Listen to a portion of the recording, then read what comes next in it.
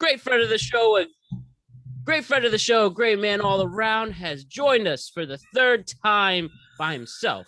I guess this is Yes. technically his fifth or sixth appearance in all, but we have Ryan Page back on the show, and we have cool things to announce with that as well. So, Ryan, welcome back to the Productive Conversations podcast. Thank you for having me, Matt.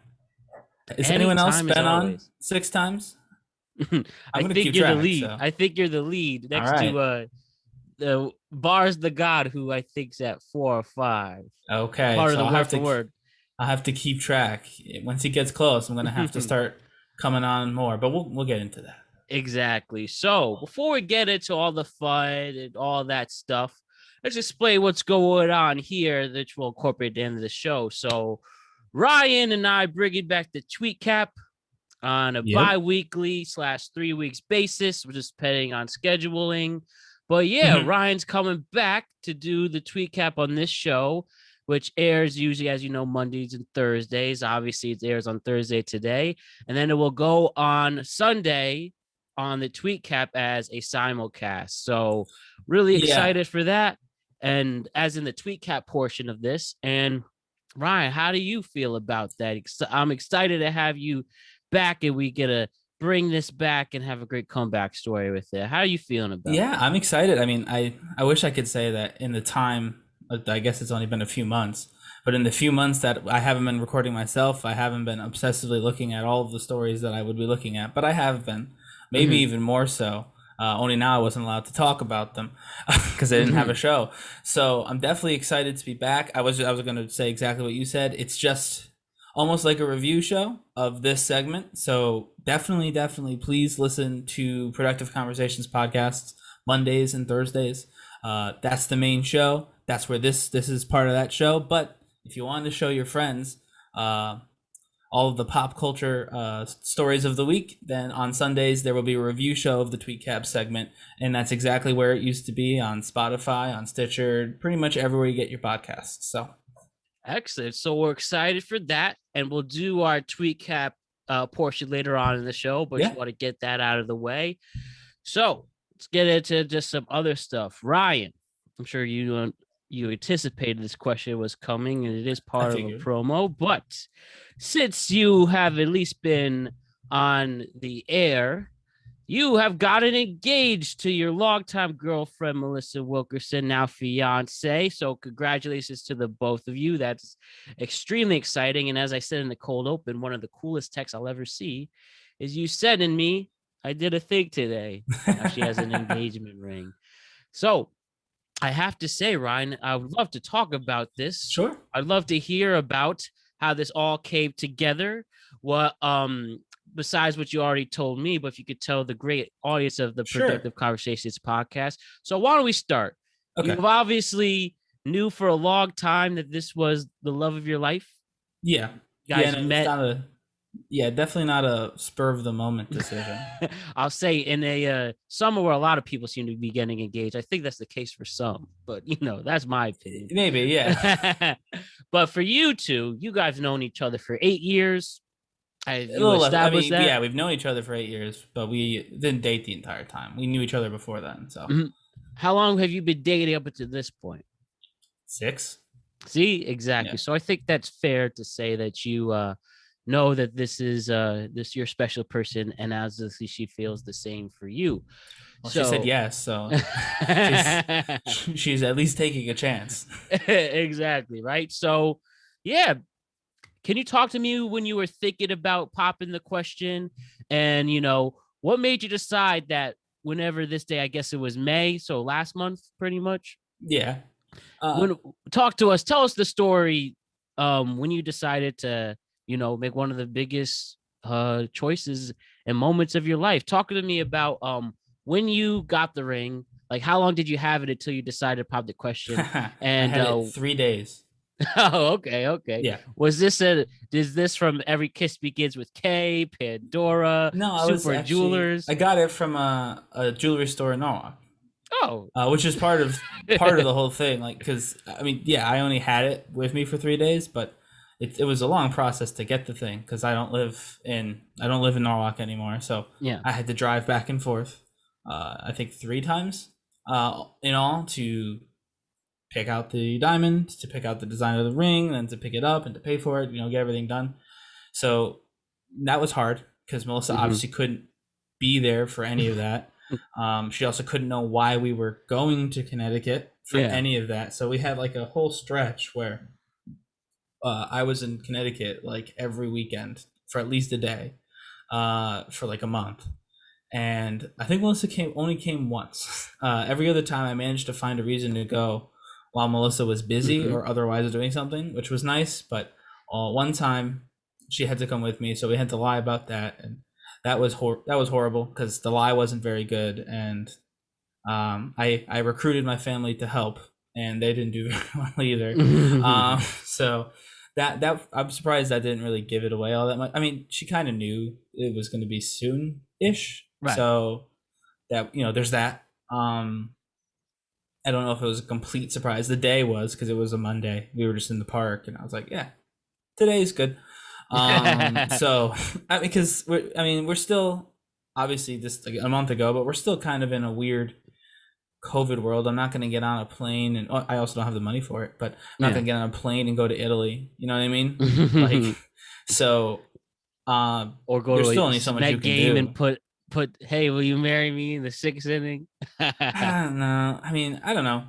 I guess I thought about some other stuff, but it's just kind of like, it was getting away from me, I think. In your head, you're like, I have to make it big. I have to make it big. And it gets away from you. Suddenly I'm like, oh, I can't do this date. Oh, this got canceled. Oh, now I can't do this because something else is coming up. You know what I mean? When you try and like have this big extravaganza, but again, you can't tell anyone. It's very hard.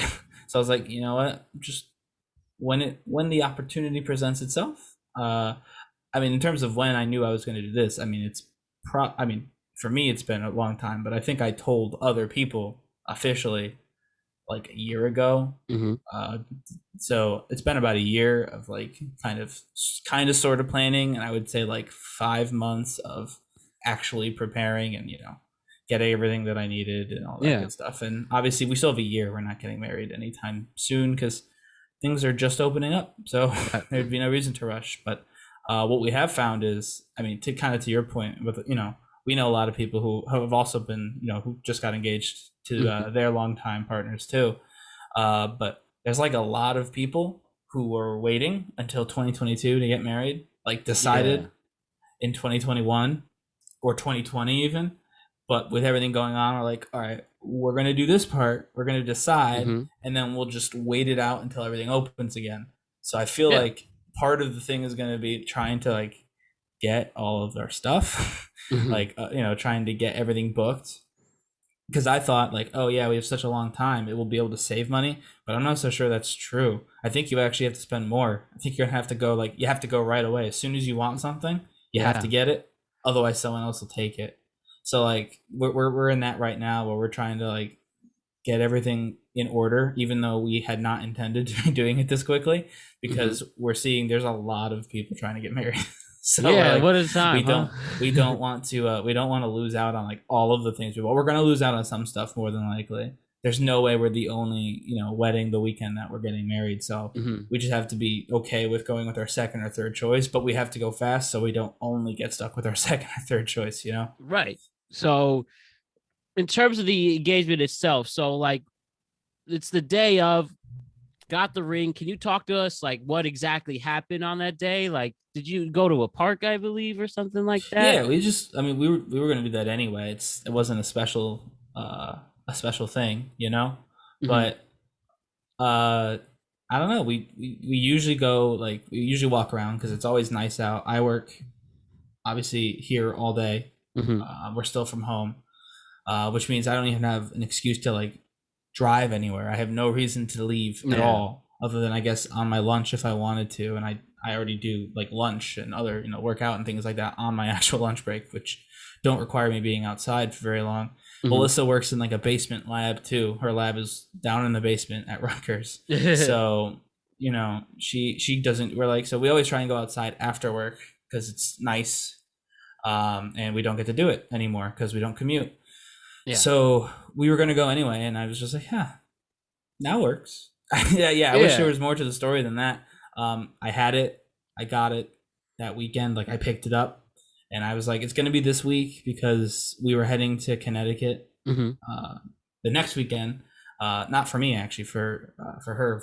My cousin got married, so it was a bridal shower. Congratulations! And I was like, we're gonna be down in Connecticut and anyway. His fiance too. Yeah, it was a good wedding. Awesome. Yeah, you're very, very sharp. It was part I used one of the pictures for your montage too. Yeah. So but yes, congratulations to what? Shane and his fiance? Shane and Megan, yeah. Congratulations, and that's awesome. Even if he didn't follow me for MB reviews. That was Cooper. That's excuse me. I'll tell you, I'm gonna bring that up when I see him next. Well, you see him soon, right? I mean, first thing, hey man, MV reviews are died out. You can follow me again, but then it's for podcast stuff. So he knows about your podcast. He actually asked me about it. It was like a month or two ago. But yeah, I was talking to him. He's like, "Oh, Matt's doing a podcast now." I said, "Yeah." So I mean, I don't know if he listens. He could come back to see. He does know. He does know about it. So. Sweet. May I ask? So you actually pick up the ring right at the jewelry store in Norwalk. I'm just curious. When you go, you sign your purchase that I'm sure couldn't pay in Kohl's cash exactly, but no, wasn't Kohl's cash. Sorry. But is it fun? I'm just curious. Like, what does the seller? Is he saying, "All right, well, good luck, see ya," or is it just get out of here? I had to hear a bunch of the like, "You sure you know what you're doing?" jokes. Which I mean, that honestly, I don't mind it because anyone who has people in their lives who are over the age of like 45 are gonna have to deal with that. Yeah, right. I picked it up and I brought my dad with me when I picked it up, so he saw it first. So obviously they were talking, so it was in stereo, those jokes. But also my dad found a cheap $10. It was fake, completely fake. It was a fake diamond ring, super small. It's $10, and he bought that and told me to put it in a different case and show it to my family and try and pass it off as the ring that I actually bought. $10. Because no one had seen it in person. They'd all seen like pictures and things that I'd sent them, but no one had seen it. He was the only one who saw it in person because he saw it at the same time I did in person.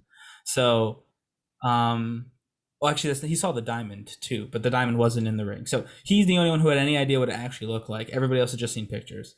So he wanted me to pass it off as the one and see what my whole family said. And he predicted correctly what would happen down to the member of the family.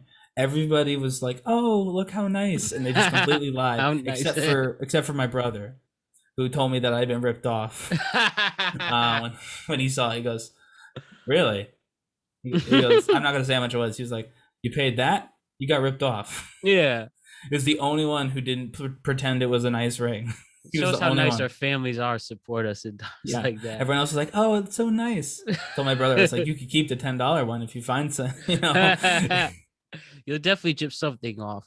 Go to the same store that Adam Sandler's character worked in Uncut Gems. No, I don't think so. Didn't they?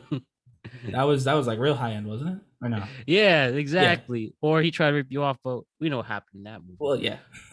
But then when you asked Melissa, were you nervous at all? Did you just went in, just pop the knee, and then there you go. We're there witnesses. Really we're like, "Oh my god, look at that!" Like some person in the background. No, I mean, so we're in New Jersey, so nobody stopped.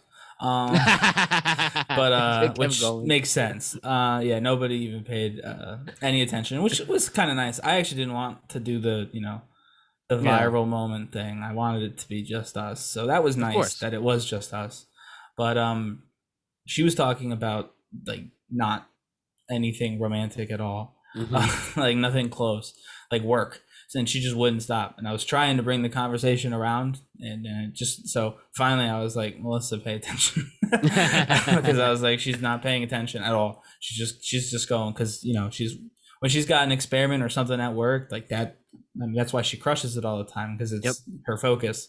So she was planning out everything, and I mean, I was listening, or rather, she was saying it to me, but not necessarily for any real input. Just wanted to have someone to like bounce the idea off of, and I was trying to be like, maybe later we'll talk about this, but can we talk about something different? And so I had to let her finish, and then when she finished, I was like, good, my turn. And I mean, she was super happy. Like, she was, again, it was a Monday, so, and it wasn't a special, like, it wasn't a party, or there was no theme or anything like that. So I think it was a surprise, like caught her off guard. So Mm-hmm.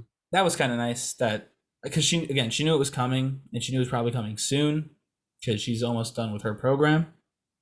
So that was kind of like we were waiting for that to be done with her PhD. Mm-hmm. And now that that's happened, or happening, not quite done yet, but now that it's happening, I think she knew it was probably close. So it was nice that I got to still surprise her, even though she was pretty aware that soon it would be happening. Well, look at that. And I think the most important moment in all jokes aside is the fact that you have your special moment with, love of your life, and who really cares if it's viral or whatever. It's Oh, not all me. about you two. I feel So that's worse. I mean, have you seen the internet? Can yeah. you imagine the comments? Oh my goodness. I've seen, and some people make it really awkward. I once, in fact, I was at one of the days I was in New York a couple weekends ago, and I saw engagement, and the person had so many people around, and they generally looked uncomfortable. And I'm like, oh, so you don't need that. So all that I don't matters think is you so two. either. But So, and obviously very thrilled and happy for you and Melissa and your whole family, both your families. And Mhm. obviously, as you said, obviously going to be a busy time for the next year, but obviously for good reason. And you'll be able you'll be able to make this work. And Oh yeah, really no, we're not excited for worried about that. 2022. And like I said, in a time where it seems a lot of people are getting engaged, I will, I support anyone who feels they're in love, but I'll say one thing. You two are definitely going the distance with it. Thank And you. it's a genuine engagement. I really Appreciate think that. that some of these people are doing it for the likes. But hey, if they want to do it and risk I it, don't know if people are people like attention, but that's a long way to go. I think most people, I would say the overwhelming majority of people are doing it because they feel the timing is right. I mean, oh we've yeah. all been inside True, doing true. That's nothing, definitely a big factor. Absolutely. so people are like, I don't want to go through that again. I want to, it's almost like shoot my shot because we don't know what's going to happen next time. You know what I Yeah, mean? exactly. There was definitely some of that. Obviously, again, timing with her graduating was Yeah. part of it too, just because that's what I was waiting for to begin with. But yeah, I think there's a lot of people like I don't want to wait any longer because Right. sometimes you'll think you have all this time to do stuff, and then the world closes for a Mhm. year.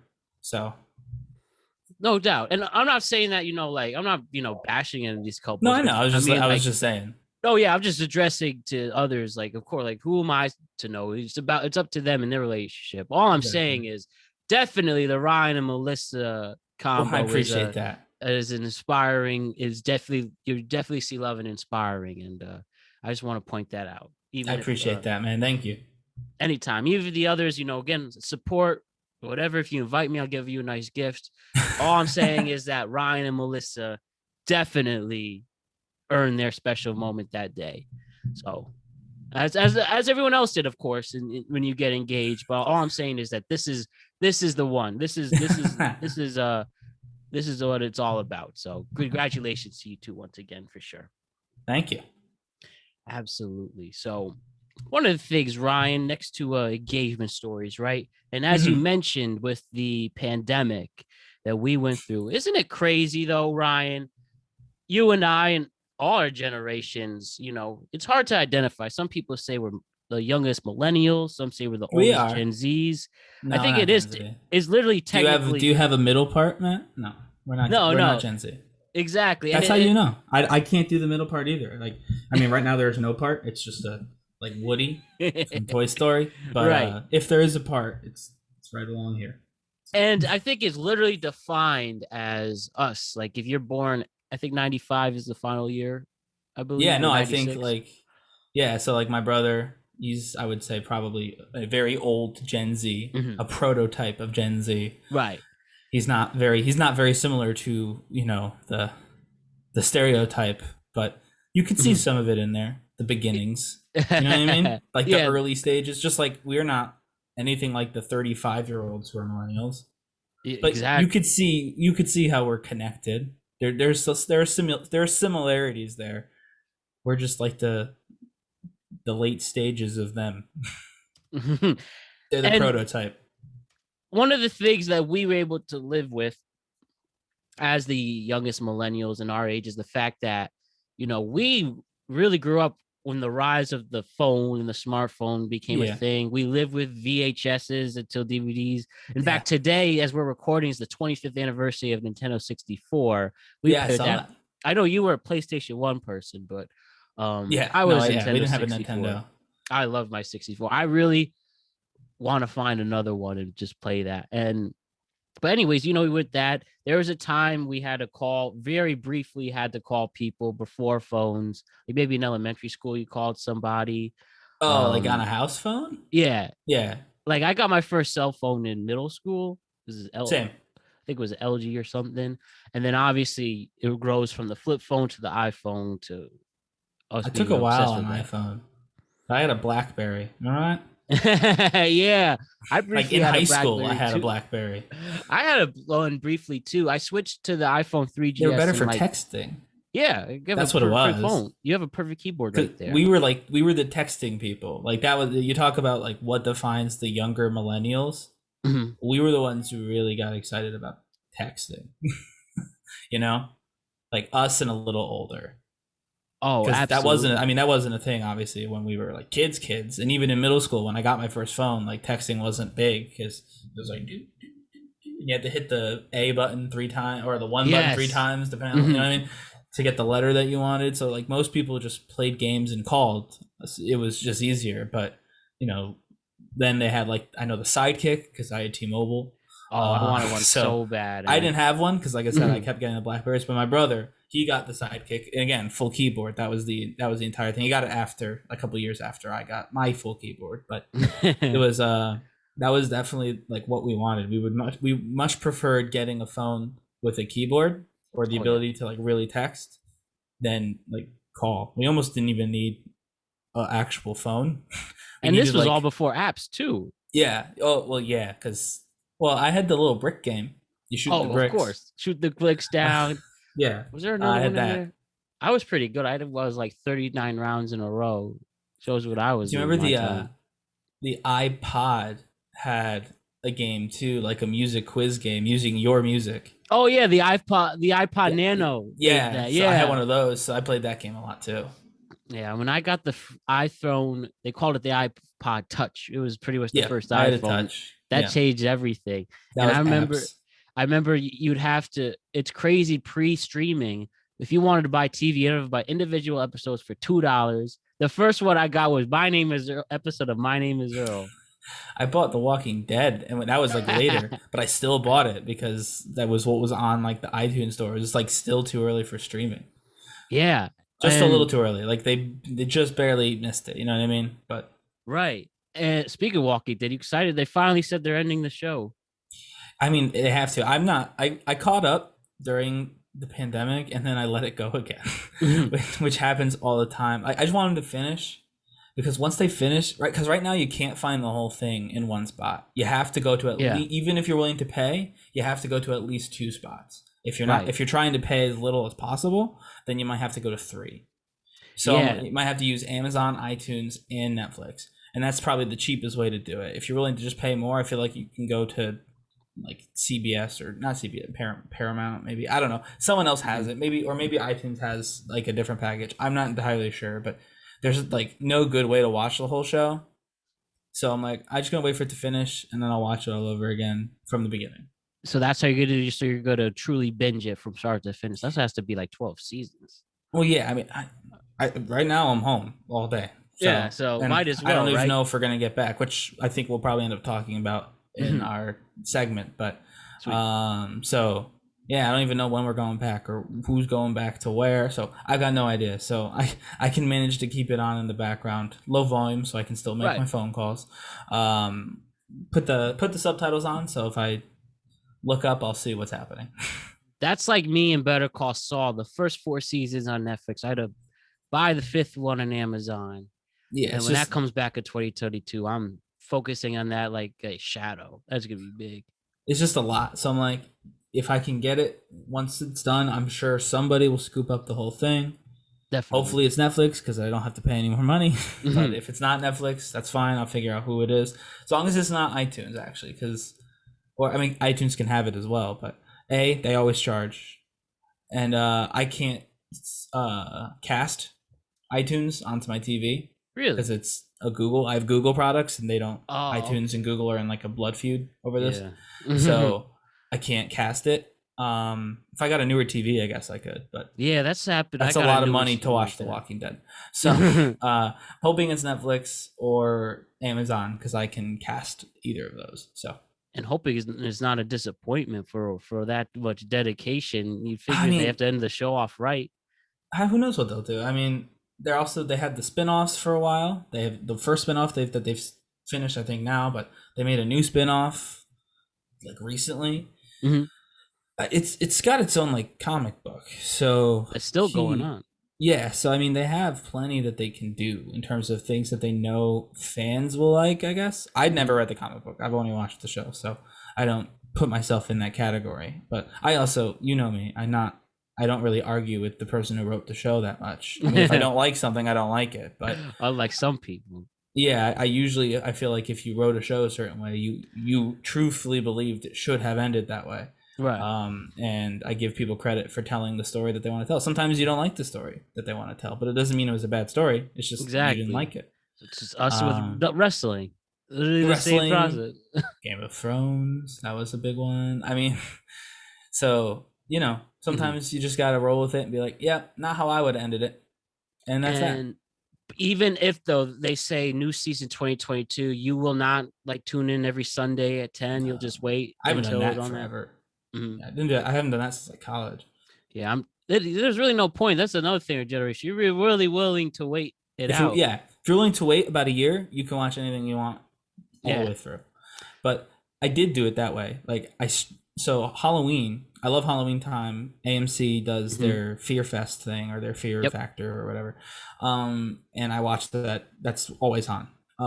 So I watched all of the relevant ones one year. I think like freshman year of college, and then I watched it sophomore, junior, maybe even senior year. I'm not sure. Like actually on TV, like every week, and then I lost it again, and then I watched everything this year, and now I lost it again, and it's probably in 2 years when it's finally all said and done.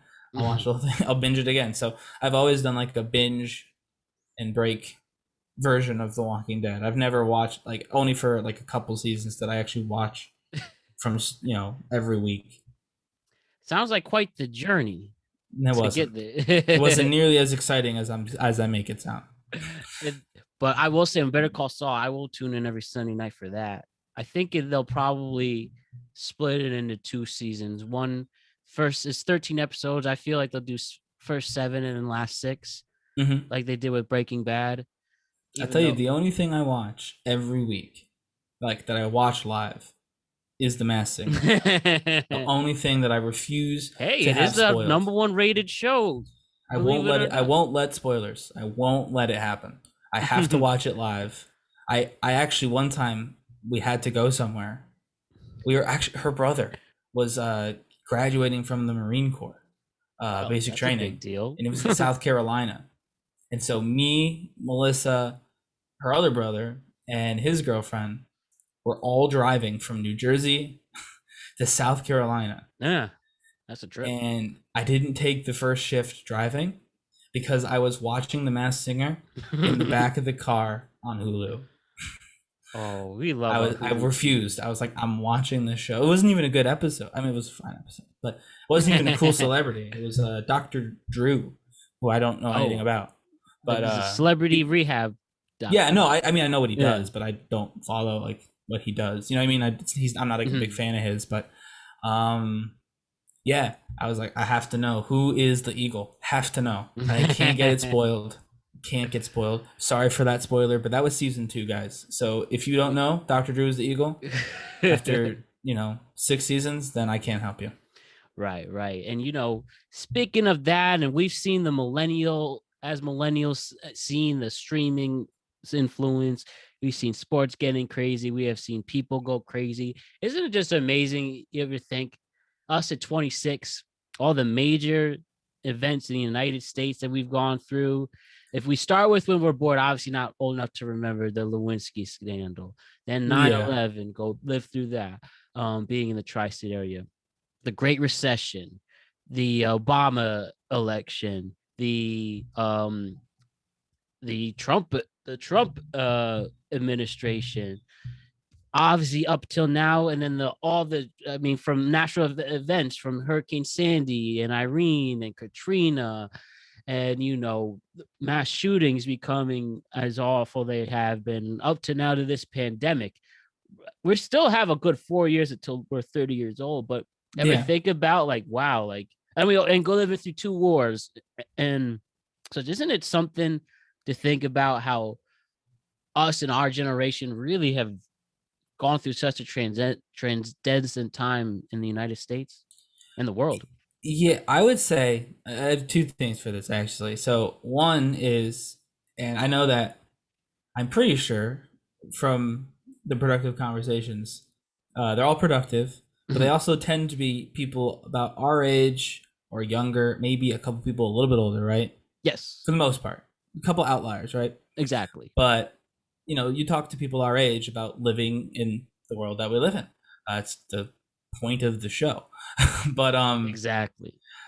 I would say, I bet if you asked, maybe not now, because obviously people who are older now have, I mean, they've had so much that they've lived through because they lived through everything we lived through. They're our parents or Mhm. grandparents, plus all the other stuff. But if you had taken our parents, our grandparents, people their age, and asked them at 26 the same question, I Yeah. think they'd have the same answer of Mhm. yes. I feel like everyone feels like they're making history. It's and everyone wants to feel super important. Right. Not that this isn't important, everything's important, it's literally why it's history. But I remember in 2016 I was at school, obviously, and I was the president of the undergraduate student body. Mhm. And so there was a League of Women Voters forum that was hosted by our school, and they wanted a student on it. And so I was the student that they asked because I was elected, so they figured it was the easiest way to pick somebody was the person who had just been elected president. Mhm. And somebody asked me about, it was about wars specifically. It wasn't about like everything. Um, and they asked it a little bit condescendingly, and you hear this a lot too. I mean, I think we've even made this joke, in fairness, about like, could you imagine if we had to fight World War like two? Oh, How yeah. badly that would have gone. That Yeah. was essentially what this person was saying. But my response, and I would say the same thing in terms of, I mean, yes, I make the joke, but what I truthfully believe is that if we had to fight World War II, we would have. I Yeah. think that that's, we all live in these moments in history. And I think that the point is, even with imperfections, and there are literally innumerable imperfections throughout our history, on the whole, like, at least this country, we all end up getting it done. Like, Mhm. we had to, work in a pandemic or go to school in a pandemic for kids a little bit younger than us. Like, Yeah. that's not ideal. Would the previous generations be able to get it done? We say no because we know that we know people that, make tons of money and have great jobs and they can't rotate a PDF. So, Yeah, like, right. theoretically, that person would fail and would do horribly trying to learn or work in complete isolation for over a year. But if it happened when they were 26 years old, they would have figured it out. We always figure it out. It sometimes doesn't Yeah. take sometimes it takes us a long time, which is frustrating for people, especially people who are like affected by it the most.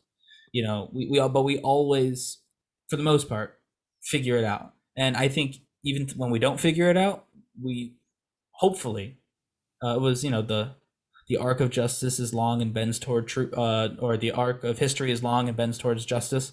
Yes. That quote. I think that that's true. I think that even when it takes too long, we always figure it out. We always rise to the occasion. So I would say that we do live through history, but everyone before us at 26 years old lived through their own history that we have no part in. And the people after us, when they turn 26 years old, they'll have lived through their own history, and Mhm. each set will have rose to that challenge, just like the one before it. I mean, that's the hope. Obviously, if I'm wrong, then we'll all be dead. But hopefully, I'm Well, not. you make excellent points in saying that, time really is a constraint and it's what you make of it. And no matter where you put Like I'm sure there are people in the Revolutionary War and Civil War who felt that they were going through some stuff that They we were. couldn't imagine. They were. So could you imagine if we had to? I mean, even not outside the war, just having to like live in one of those houses. I don't know how to entertain myself. There's barely any literature back then. I'd read a lot. Yeah. What? There's 6 books. Yeah, I'd be obsessed with Shakespeare. Yeah, maybe. Was he even here? How many books did they bring with them when they colonized? Yeah, right. Oh man, but that's like you said. I think it is when you make the most of it, and I do think when times, at the end of the day, even though some of us don't want to believe it, when shit really does hit the fan, I think as a whole we really can get through it and get out of it. I mean, look at this pandemic. Who would have thought a year from now, though we're still at the tail end of it? We're probably in the fourth quarter of it. Yeah. We got through the worst of it and the hard with parts. the pandemic though. Like you used the fourth quarter, so I'll say like fourth quarter is a great analogy because we got to be careful that somebody doesn't hit a buzzer beater. That COVID doesn't hit a buzzer beater and screw us over. You know what I mean? We have to play full court defense for the entire fourth quarter. Yeah. So I would say that's the only thing I would caution for this particular event is that we're definitely at the back end, but teams have come from behind before, so it's never okay to stop playing defense. Absolutely, especially when it's public health. Yeah, I mean, look, Chris Paul's in COVID protocol, and he's not coming in. The John Ram, who won the U.S. Open, he lost the tournament. He got disqualified for a tournament for testing positive. Now there's poetic justice because he won the U.S. Open 2 weeks later, but still, like, that's the thing. You know what's crazy about that too? I guess he didn't have the vaccine. He was with somebody. He was with somebody who did. He's like, okay, I got to get the vaccine now. Got the first dose, and then unfortunately tested positive. But then again, the poetic justice that he was able to win. Yeah. But it was the joke. Somebody said, wow, he really plan B'd the COVID vaccine. He kind of did. Yeah. But hey, it just shows that in whether it's pandemics or going through intense struggles, there's something to admire about humans at the end of the day, that with good minds come together, we can overcome anything. So let's keep that going. And with that, it's time to bring back the tweet cap. Let's bring it on together for the first tweet cap. If you send me the MP3, probably won't be for this week, but for when we do it the next time, I will. Okay. Just send me the MP3 for next time. Yeah. Yeah. So let's bring back the tweet cap. There you go. That's what counts. All right.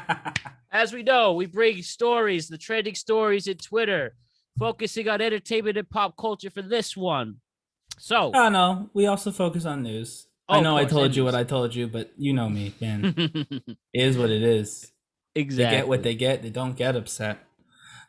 Giving me the great sound bites. So with that, we're going to do 3 stories each, but I threw in an extra one because of if you got this far, you know how this is a special episode to give tribute to one person that we will definitely discuss. But we'll start with me and then we'll go back and forth. So my first tweet cap story, Ryan. Big thing in the world, the news of sports. Carl Nassib, the defensive end for the Las Vegas Raiders. came out to the world, and he becomes the first openly gay active player in the National Football League. So, big news. This day has come, and I'm proud to say most people support this and are happy that this kind of days come. Of course, as in any other world, there are people who may disagree with what happened, but you know what? They suck, and we'll just ignore them. And we'll ignore their hate, I should say. Ignore them. Yeah, exactly. You're right. Ignore them. Ignore their hate. Ignore their attitude. They suck. But yeah, Carl Nassib, he was a star in Hard Knocks for the Cleveland Browns, giving financial advice to a lot of players, and has had a pretty steady career in 4 seasons. Yeah, no, I mean, I heard of him. Yeah, 143 tackles already. He's already has 20 and a half sacks, has an interception. He's a pretty legit player. This isn't just some guy, on the deep under the depth charts. This guy is a starter and has legit talent, big star at Penn State, and made significant history and taken a step in the right direction to include what makes everybody great, no matter where they come from or who they are. So, Ryan, what do you think about this significant day, not only in football, but also in sports? Yeah, I mean, obviously, good on him for feeling comfortable coming out. I think in the video he even says, hopefully they don't have to make a big deal about, people coming out anymore someday. Obviously, that's not today. I do wonder if the timing was because it was June, but I try not to dwell too much on that because who cares if it was? It may very well have been like, I'm going to do this in June because that's when people are talking about this. And fine, it's his truth. It's who he is. He's being true to himself. I don't really care what day he does it. And when I said that those people ignoring the people who have hate for it, what I mean mostly is that they don't. It's not their choice. Exactly. You mentioned that some people disagree with what happened. I mean, what happened is this guy was born, right. And this is who he is. So you can't be like, I disagree with what happened. I disagree with who you are fundamentally. You know what I mean? So that's why why we ignore them and they suck. Right, because it's like it's not something that's disagreeable. There's nothing to disagree with. It's not an opinion. Yeah. It's not debatable. It's just what it is. What it is. I will say, unfortunately, this is the NFL. The NFL, actively booed after 6 months of being without sports. Booed, unity and not being racist openly on live television. Yeah. So, I don't believe he's going to have a very good time. Although I think he probably knows that. I hope he knows that. I know there's a few players who have come out after retirement that are still like active and are still kind of advocating now. I hope that they kind of reach out because I feel like he's probably going to need some people. I know the Raiders, on social media said something, in terms of like support. Hopefully that's real and not just, oh, thank goodness he did this in June. We can use the freaking Raider heart emojis now. Right. So, hopefully as a corporation and as a team, they are actually, willing to provide support. Because unfortunately, it's Las Vegas, so I don't know. But you can't, as we saw with Kansas City, who has, many people of color on it, you can't always count on your fans to be your support system. And in fairness to those fans, and I hate to defend people who do horrible things, but we haven't gotten any better at being out in public since then. Yeah. Specifically in sports, I mean, I was looking at things to talk about from like the last few weeks. I didn't want to go all the way back to the last time because that's not relevant anymore. But we've got assaults via water bottle. We have had fans try and jump into the basketball courts. We've had fans streak across baseball stadiums. Like, there's been fights at baseball stadiums. So like, we're bad at being sports fans. I would like to say, controversial take. I know you do a bunch of sports stuff, but this is not one of your sports shows. I think this has been brewing a long time, and I think the fact that we had a year off just accelerated the process. Sports has always been kind of boorish, to use a fancy word, in hopes that people who actually are that way don't know what I mean. And this is just an extension of that. I think obviously hopped up because we haven't had sports, but hopefully it'll calm down. Hopefully I'm wrong and it will calm down, but I don't know if I am wrong. Oh, you make a great point. I mean, sports fans have always been a lot. They've always been loud. They've always been brash when it comes to their teams. And, usually we're like, oh, it's just because of the passion. And usually that's been accurate. You can just be like, oh, they're just passionate. But, now they're potentially throwing, homophobic slurs at people. So now it becomes a problem. You know what I mean? Right. You're right. And yeah, the sports fans, as much, I do love them. I do like sports. I like sport. Yeah, Ryan's a big sports fan and we love our sports. Big is not the operative word, but I do like sports. I do watch sports. So I'm not you're trying at least to be a sports mean to everybody. Fan. Yeah, I'm not being mean to Exactly. everybody in like, you shouldn't, like you should. I'm just saying people get really worked up over their favorite sports teams and over sports teams they dislike. And it was kind of fun for a while, but we've seen, people are attacking players on the opposite team. Right. It's That's a different level. And hopefully it calms down, but I'm nervous it's not going to. right. With people being locked in and finally let out and showing that rowdiness and passion, the fact that our fans, the bad apples who are willing to go to Yeah, but I jail to mean, fight people and say it's happening slurs and so stuff. much. Like that's a lot of apples there. No, you're You'd definitely have to right. cut down all that orchard and just try again next year if this was real apples. it's uh it's definitely, some people are a mess, and when you combine, of course, alcohol as well, Well, yeah, it which is, I will say, is definitely a major factor, all the beer and I drinks think so people too. have. It's just please don't ruin it for us. And where you now have places, security that are so crazy, if everyone has a video, if you're an idiot, you will go viral. Oh yeah, Fights, you just you just have to, it really is on the individual person. Nothing beats to me going to a sports game and being around fellow sports fans. oh The yeah. I second mean, place be when it, it's done right, it's a great experience. But when it's not, yeah, it it's it gets kind of scary. right. Honestly, that's a lot of people to be drunk and angry. If a crowd That's not the turns, combo. yeah, that's a bad combo. You don't feel good when you're not in that crowd, but you see them like sitting behind you.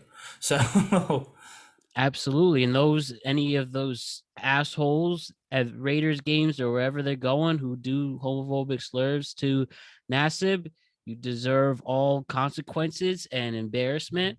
And please don't adhere to that stereotype of rowdy fans who are awful. And Raider fans are one of the most passionate around the NFL. And I really don't want to see, if Nassib misses a tackle, that they say the F yeah, word after suddenly that. it's okay to, you know what I mean? Like they would never have done it before, which makes it even worse. Yeah. It's bad even if they would have done it before, but they would have never said anything like that before. But now all of a sudden, if he doesn't perform, now you've got, yeah, you know what I mean? So I'm hoping that doesn't Exactly. happen, but we'll see what the first game brings. Absolutely. So big deal. I saw that Fanatics, he's the number one selling jersey right now. That's good. And yeah, it's just, we're all excited for football. Let's continue to follow, let's continue to be aware of how what happens when you're a dumb fan and get embarrassed like that.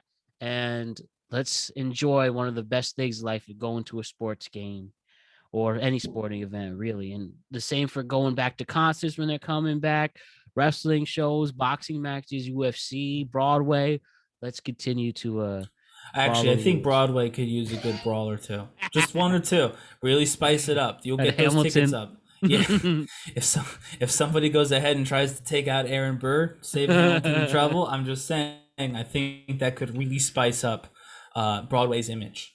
that So would be that would definitely go viral. please, by the way, please don't do that. So Ryan, what's your first story? Sure thing. So a while back, there was a high school girl who got kicked off of her cheerleading squad Mm, because she didn't make varsity. I believe that's the story. Um, and she sent to students, other people on the team, so on and so forth, Snapchat of her holding up the middle finger saying, like "F this," not just "F this." She actually said the word, but she got cut from the squad that she was on mhm. after that happened. She didn't say it about anybody. She didn't say it at practice or even in school. She was at home, Snapchatting friends, and one of the friends showed it to the coach, who Oh, then kicked her off the team. So they, of course, sued the school, and the Supreme Court's been getting a lot of attention, mostly because of who's on it. yeah. But in this particular case, everyone but one justice was actually in agreement that the school was way out of bounds. And I agree with How this, by the way, about that?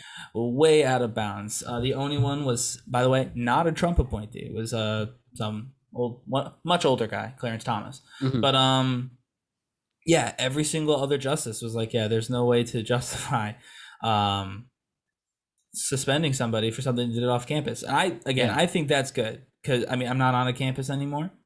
But at the same time, like had I been like it was almost like what we were talking about before. We were just a little early for this to be a problem for us. Hmm. But for the people who came like directly after us, social media and what you say, I mean, you've probably worked with people on like your resume and stuff, right? Even, Yep. and they're always like, don't put your social media, and it's evolving a little bit. But Yep. don't put your social media on, or if you do, like again, for me as a communications person, I have all my social links everywhere. They're like, make sure you're constantly reviewing content, which is like exhausting. Could you imagine? I mean, you can't imagine because, like me, you probably do it. But Yeah. like, if every time you posted anything, it was like completely G-rated because you know that someone could be looking at it, and so just, and we're adults, so that's a little different. But for kids to have to be constantly monitoring all of their online presence, It's draining. everything they say to friends in like chats in like Snapchat and so on, that's just that's too much to put on kids. And you might say, well, they shouldn't have access, and that's probably true. But since they do, we're not you can't make it so they don't because we have age restrictions. You just skip them. I mean, I skipped their age restriction. Yeah, it's pretty easy. Are you 18? Yeah, exactly. No. Yeah, no. Okay, well, you were honest. And it's like, Yeah, okay, yes, I was really born in 1997. Or no, that's yeah. too young. Well, what Or was I'm funny born in is I don't know if 1925. you did this, but on Facebook, I did now I got permission from my parents to be on Facebook. Hmm. But obviously I didn't get permission because I wasn't old enough. But as soon as like 1995, which is the year I was born, as soon as that was like eligible, I changed my birthday to make it so it was accurate. So I like turned 20, like I turned 21 or whatever, and then I immediately went back to what I needed to back to 18 or whatever You're it was like. you're re 21. Yeah, Yeah. so like I just, I mean, the cat's out of the bag, as the old expression goes. So I was glad to see this. I've been following this personally for like a little bit because I was curious how it would go. I was nervous they would go the other way. I don't know why. I mean, there's nothing particularly like, oh, this Hmm. person or that person. It was just, in general. I was like, could you imagine if schools could start like following people on Twitter and Yeah, just that's start not. doling out punishments? You know, It's like you that. find out you get an email that you're suspended because you tweeted something. Thank God Um, that's not an option, man. And there are definitely some schools who wish it was. yeah, I mean, obviously, violence and things that do like affect the classroom, that's different. Oh yeah, yeah. No, if she was like, F insert the name of the person who got on the varsity team, then that's different, right? Mhm. Like maybe you'd have to look at the context, but if it's just like I'm upset, if being upset is now a A grounds cr- for removal. yeah. And then she even did the right thing by not being upset publicly. Like she didn't put up a scene there. She was upset privately to her friends, or obviously to her friends and one person who's clearly Who's not a a friend. snitch? Yeah, like, But hey, coach, look at this. yeah, so like I'm just glad that that went that way. Again, no reason why I thought it would go the other way, but I don't know. I just think with social media being the way it is, people do use it to vent, and there's a lot of problems with that. But this is a kid, and there was nothing wrong with what she said. Frankly, for social media, it's tame. Literally, People say right? some wild stuff on social media. Compared to Like, what others I'm say. sure you could get expelled off of social media, but Snapchatting F this or whatever, that shouldn't be one of those things. Yeah, So like they I'm had the glad this Iron worked Sheik out. type of tweets. That'd be bad. Well, the Iron Sheik is definitely he's both a role model and a cautionary tale because it's hysterical, but it's also at times very scary. And like I tweeted at him during the Masked Singer, not because I thought he was on. It was part of a thing that me and my friend were doing, and I got like really nervous that he would respond. Like I sent it, it was funny. I was like, I hope he responds, and I thought about it. I was like, No. I don't want him to respond. Did Who he? knows? Did he ever? No, he just because he'd be like, "F your family, Bubba." Like I don't want that. I don't want that. I don't want to catch heat from the Iron Sheik. So luckily he didn't. Yeah. Just my last point with this story is, Yeah, that line back from the Aaron Sorkin movie that came out this year about Chicago 7, yeah, Chicago 7. where Sacha Baron Cohen as Abby Kaufman says, I've "Yeah, I never been didn't on know." trial. Yeah, He said, "I've never been on trial for my thoughts." and still waiting for, thank God we don't have that day where you can be and drive for your thoughts. And God knows I've Spoiler said, alert. This is my second story, but go ahead. and it's just yeah. I mean, if it's part of your second story, we'll definitely get into it that time. But let's just appreciate that we can't get in trouble for our thoughts. But anyways, the other thing, another story I wanted to bring up, reported in the Washington Post today, the retail workers are quitting at a record rate for more high-paying qualified jobs. There's as much as No way. 650,000 retail workers who left in May, their jobs in May. Someone who worked for retail for 7 years. I understand that. And hearing one of the points who says, yeah, I'm not about living my life in a dead end job, and you shouldn't. Having said that, there are some people who are more than happy to work at retail and strive to wanting to run a store. But there's also a majority who doesn't. And we don't want to be treated like shit to customers who think they're right. And we don't want to be talked down upon because of a certain store we work at or in a certain area. We have more worth than that. So I 10,000% support the people who want to go on to greener pastures. And, in a time where who knows where retail is growing as e-commerce keeps growing more and more, it's an interesting factor. And I think this is something to take note because, quite frankly, you're not going to take it anymore. And I feel for every single retail worker, whether you work high in retail or low in retail. I think it was very interesting to see these reports and seeing if it's a result of both, the wages people want to get treated and maybe reevaluate what minimum wages in this country, as well as seeing the rise of, will there ever truly be a point, whether this lifetime or our lifetime, do we need a retail store? As again, e-commerce is growing. I know Amazon has its criticisms, but they really do provide so many people with items they need like that. If you have Prime, and seeing other competitors trying to do the same, I think Target had a Prime Day themselves this week, and Walmart. I think it's just really interesting. This type of story can lead a whole rabbit hole of where retail's going in general. And what do you think of this story and that subject of where retail's going as well? Who's also worked in retail himself? Yeah, not nearly as long as you, but Mhm. I think this is possibly the dumbest non-story ever. Boil down the headline just a little bit. Yeah. Employees take job with better pay. That is the entirety of the story.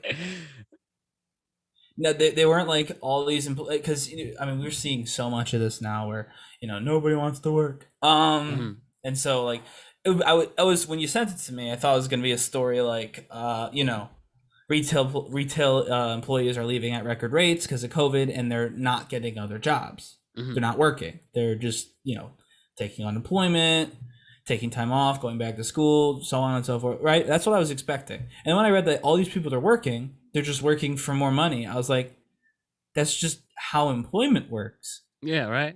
They left a bad job and got a better one.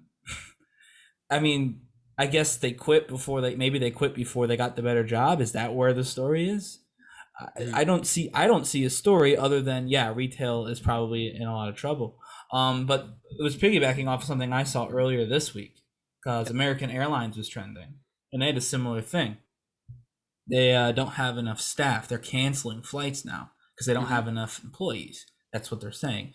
But they got a bailout. Management hasn't changed any of its pay scale, and they cut 20,000 employees over the course of COVID. I'm like, you mean to tell me that's somehow the former employees' fault? Like, silly employees, why didn't you sit and wait for us to hire you back? Like, and again, they probably get paid a little better than retail, but still not necessarily, unless you're like a freaking pilot, there's not like necessarily a lot of room for growth depending on what part of the company you work for. So like, I just don't understand these stories that have been coming out. But I do understand them because I use a term all the time that people in my immediate family have like criticized me for using, telling me it's not real. Underemployment. And no one sees it as real. If you have a job, you're happy. In fairness, schools do it too. When they give you those numbers, like if you graduate, get your bachelor's degree, and then go work as a barista, or at Starbucks or whatever, Yeah, right. like they count that you're employed, and so they're going to be like 95% of our people find employment after they leave college, and that's true, but not everyone is working in the field. So when you Yeah. go there to become, a scientist, or you go there under, pre-law because you want to be a lawyer, they're not promising you that. They're promising you that you'll get hired either being the lawyer or bagging groceries. It'll be one of the two, but you'll get a job. And that's seen as a success. And it's not. And I think we're seeing this now. Like I read the article. One guy had that. He was underemployed. He had a master's degree, but this is who was hiring when he needed a job. So he worked at like a Whole Foods or whatever, something like that. I don't mean to defame Whole Foods. I don't remember what it said, but he worked at a grocery store. And like, again, customers were being rude, the mask thing, a couple people on staff got sick. He's like, why am I here? Yeah. Why would I be this stressed and this exposed to illness all day? I'm smarter than this job. And it's not that people who work in those jobs aren't smart. It's just like he's literally more qualified than that job. Definitely. That job is not even remotely close to the qualifications that this particular person had. And I think people are just done working at jobs that they're not people don't want to be underemployed. I just had an argument with somebody talking about all the jobs that are available, because you see all these stores, they do have help wanted signs. Oh yeah. And they're like, nobody wants to work. I said, I could take 3 of the jobs on Main Street. This person lived in a small little city, right? Not even a city, a town. And they had a Main Street. And again, every one of these like clothing stores, coffee shops, so on and so forth, had a help wanted sign. I said, I could work at, granted I have a job and it's fine, but I could work at 3 of those places starting tomorrow. I could work out the schedule and work, 60 hours a week at all of those places. And I still would not be able to pay off my student debt. Period. I mean, maybe I could if I had absolutely nothing else to buy. If I sold my car, if I lived rent-free somewhere, and if somebody else took all of my groceries, and paid for my health insurance, then yes, then I could start paying it down. But if I had to support myself, even just myself, I could take 3 of those jobs and still be nowhere close to the amount of money that I would need. So it's just beyond. I don't understand how these big companies, like I said, American Airlines was confused. All these big retail stores are confused. Like, and in the article is like they're upset because government jobs pay $15 an hour, which is, by the way, just barely enough, maybe not even enough. Yeah, but I'm like, could you imagine being upset that, well, how is that fair? These people pay $15 an hour. If you can't pay $15 an hour, close. you don't get to have a business. Close. Exactly. And that's not true. You have that's not true. I amend that statement. You can have a business, but you can't be upset when nobody wants to work for $10 an hour. Exactly. And you can't be upset when someone who does work for $10 an hour leaves as soon as $15 an hour comes on the table. It's literally the system that you benefit from when you own a business, the capitalist system. That's how it works. You're supposed to acquire wealth by making more money. So to stay someplace because you need an employee when they're not paying them equal to the other guy makes no sense. So that's why when you told me that story, I was like, it's crazy that this is trending. It was trending like number 2. Yeah, here. Number 2. And I was like, why are people so fascinated by, again, essentially, employee gets better job? It's the "we're not gonna take it" motto. And hopefully it changes. Hopefully people start paying more, like you said. Seriously, minimum wage needs to be like $30 an hour federally. Like, but the problem is, I mean, in fairness, then you do have to pay more when you do stuff. Oh yeah, of course. People get mad about it. So you can't have it both ways. I agree with that, because there are people who say, yeah, $30 an hour, but will be furious when they pay $20 at Dunkin' Donuts. Mm-hmm. Absolutely. And I'm like, for every dollar goes up, your price does have to go up, but it's not a dollar for dollar thing. For every dollar you pay more, it probably goes up like what, 10 cents? There's a study on it. Don't quote me. Look it up. It's not proportional. You can pay more without incurring that much more cost, but there is a cost increase. So if you're one of those people who constantly wants higher minimum wage, I'm with you, but you're gonna have to pay more for Starbucks, and you just are. So. For every action, there's equal opposite reaction, and as somebody who I'm willing to do, by the way. Yeah, and I'm definitely willing to have these conversations and hear these people's stories. If we all make more, then we can pay more. It works. It should work fine. It should even out. eventually, right? And like that's what I do with how I want my career to go back on track. And I've worked really hard to get my resume where it is, and really hard and paying for it every day for how much I have to pay for school. It's just like I want to go for what I was working for, and I think everyone has a right to try to do that if it's possible. I understand not everyone's able to do that. And I'm very Yeah, fortunate I'm in this position where I can apply for what I feel best I'm suited for to continue my career in TV production, specifically TV and film production. But like I do feel for these people that they should understand their worth and make the most of it. And there's 100%. a will, there's a way. And with that, what's your next story, Ryan? So if you rewind, ladies and gentlemen, just a little bit, Matt said, "Thank God we can't get in trouble for what we think. Mhm. Thank God we can't be put on trial for our thoughts." Well, if you're listening to us from Florida, that is no longer accurate. Oh no. So, State University faculty, students, and staff in Florida. This is as of today. It was. I didn't hear. I think this came out of nowhere. By the way, like the governor of Florida today said that in an attempt to save America from indoctrination, he's going It's a real to quote. yeah, he's going to survey everyone who's at college to see if there's enough diversity of intellectual thought.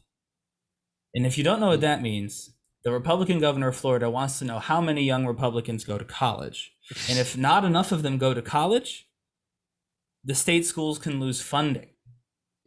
They will cut funding from state schools if not enough Republicans go to school there, according to the survey. Now, I have not seen what the survey looks like. Maybe it will be better than I'm anticipating. But the reason why I wanted to bring this up is because 2 weeks ago, and it was 2 weeks ago, so I wasn't going to bring it up till this story came today. The term Orwellian was trending. Do you know the word Orwellian, derivative of Orwell, 1984, the book? Yeah, like Big Brother and Yeah. stuff like that, and So having more of a control right, in this and world. so a lot of folks of a certain political ideology really, really like to use the term Orwellian to describe anything they disagree with. And I'm not saying that there isn't a little bit on both sides of people just disliking things they disagree with, by the way, but it is factually not the definition of Orwellian because it's not people taking control of what you think. I mean, maybe they're exerting some authority, sure, but not taking control of what you think. This is literally a government taking control of the way you think. If you think wrong, your school is required to change or lose their funding. That is literally what he's looking for. And again, indoctrination could mean anything. Like, what is the level of indoctrination? What is, there's no definition. Does he mean you support, the BLM movement? Is that indoctrination? If they find too many students on campus support that movement, they've been indoctrinated. Like, what do they mean by indoctrination? That's why I want to know. But there is no definition because the answer is there is no definition. He's going to look at a bunch of schools and find the ones that are the most liberal, and he's going to cut all their funding. And he's going to say he's doing it to save America, and he's going to get reelected, and then he's going to run for president. That's what's going to happen. His name is Ron DeSantis, in case you didn't know that. When does these surveys get distributed? So this new law or whatever, I don't think it's a law, I think it's an executive order, but this new order, rule, etc., takes effect in July 1st. So obviously they're not students right now. So I don't think they'll actually do the surveys. I think this was probably, he announced it now so they can have the surveys and start making them over the summer, and then probably smack people with surveys in the first quarter. So now, on top of trying to learn, at school, you also have to take the stupid state survey. Mm-hmm. And now I'm like, are colleges going to try and teach students how to pass the survey? Are they going to get a group of people together and say, you guys have to be our token conservatives, even if you're not? We just need you to say the most conservative things you can think of on the survey so we don't lose funding. Like how is this going to work? How can you possibly mandate that students think a certain way? They're students. I'm from freshman year Ryan to senior year Ryan, the course of 4 years. are almost completely different people. You go into high school to now, I mean, I would be unrecognizable to old me in terms of the way I think and the way I Yeah. process things, the maturity with which I bring. Not necessarily, by the way, that my maturity went up, but it is different. Mhm. So just it's insane to me that this is there. And again, so Orwellian was trending again today. Thank goodness. Finally, somebody used the term in the correct way. Obviously, Governor DeSantis was trending today, uh, mostly calling him mean names. But uh, my last, maybe not my last episode. I think it might have been my last Mhm. episode of Solo, or one of them, when I talked about making fun of Marjorie Taylor Greene. Oh yeah. Maybe it wasn't my last one. It was toward the end. Yeah. But everybody was kink shaming her because she cheated on her husband with a guy who looked like Zangief from Street Fighter. Which have you? I don't know if you saw those pictures. They were Oh, I hysterical. saw those stories. Um, It's funny how when you see someone like that personality and they really not embrace their stereotype, but they just are their stereotype. They just continue. And then same with the whole state of Florida doing this. And can I also ask, do in you fairness, I don't believe the whole state. I think it's just the governor think making the state do it, which is part of the right? problem. Exactly. All I'm saying is Florida knows how to make headlines. Is that stereotype Well, that I'm yes, saying? no. Florida's got a collection of people that that's not true. I mean, I've always enjoyed going to Florida. Yeah, I it don't is a like their great state. governor specifically, but that's not an indication on the entire state necessarily. But I was saying there was a lot of people making fun of of Marjorie Taylor Greene at that point because of this, because of the Zangief thing. And I mean, this is a person who has been telling people all these lies for such a long time. I'm like, and this is something that's happened. I see it a lot on like late night shows. A lot of people like to call Donald Trump fat. Yeah. And maybe part of it is because I'm also a little bit bigger. I've lost some weight. I'm proud of that, but I'm definitely not skinny. Look good, Ryan. There's just so much bad going on right now. You don't. Fat is the low hanging fruit. That's nothing compared It's to like it's so bad that how can you go with fat when there's so much to actually be upset about? And again, with Ron DeSantis, to make fun of his hair. I saw some people make fun of his hair today. Like, okay, yeah, he's got his hair looks like it was molded out of plastic, like a Woody doll, like I mentioned earlier. Yeah. Fine. He's literally telling students in Florida how to think. But by the way, they're not all Floridians. There are state schools, so they're probably mostly people from Florida, but anyone can go to school in Florida. So now people from all over the country go to school in Florida and have to meet a litmus test that their governor just came up with. Indoctrination. Do you feel there's a federal judge who will shoot this down, or will it get to the masses? I would love to. I would love to talk to someone who knew more personally, because I think, again, and it's only because of how often the word Orwellian trends. Yeah. Every time like Nancy Pelosi does something, every Republican senator tweets like, we're living in 1984. The Orwellian democratic leadership. You know what I mean? Like, because. And usually they're just doing their job. Like they're just exercising the actual authority they have. Like when they were passing things off the reconciliation process, that was a story where they didn't need any Republican votes. Everything was Orwellian. You know what I mean? Yeah. Oh, Josh Hawley lost his book deal, and that was cancel culture. Orwellian. They're telling you how to be, right? No, you just lost a book deal, you silly goose. Silly goose. Silly goose indeed. But this is literally a government agency saying, by the way, if you think this way, you're wrong and you owe us money.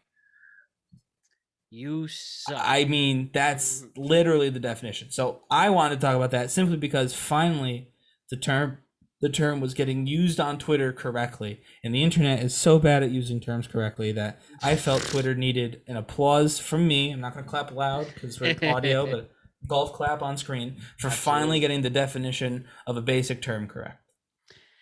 When the day comes that we can have somebody do the actual soundboard, that you would definitely put the applause clap right there. But yes, it's definitely interesting to see where this goes. If we're really at a point where the governor of a state can really try to influence how you think. And I guess we'll see how the story develops throughout the summer. Influence is one thing. Mandate how you think. Yes. Require a percentage of you to think a certain way. So my next question, or my next story I want to bring up, I should say. Yep. Now, this story I get is probably a boomer thing to bring up, but I just think it's very interesting because like this is the last of a certain breed. So Elton John announced he was in the middle of his farewell tour, then COVID hit, and he announced his final dates for the next 2 years, and he said his very final show ever will be at Dodger Stadium in Los Angeles, where it all started, November right? 22nd. Yeah, it's Wasn't that big. his first stadium? The first stadium show is that. There's famous pics of him going around in a full Dodger Stadium crowd. Now, Elton John, it also makes me like take a second to think like, wow, some of these artists that we thought were old as kids are like, there's something to really push about. This is guys pushing music for 5 decades. Like when I realized we're in the 2020s, that's really to take a second back. Like the 70s are 50 years ago. 50. Yeah. And yeah, I just think Elton John, no matter who you are, whatever age, there's always great music. Certain Elton John songs will put people in the mood, whether special love songs. I wonder if there'll be any Elton John played at your wedding.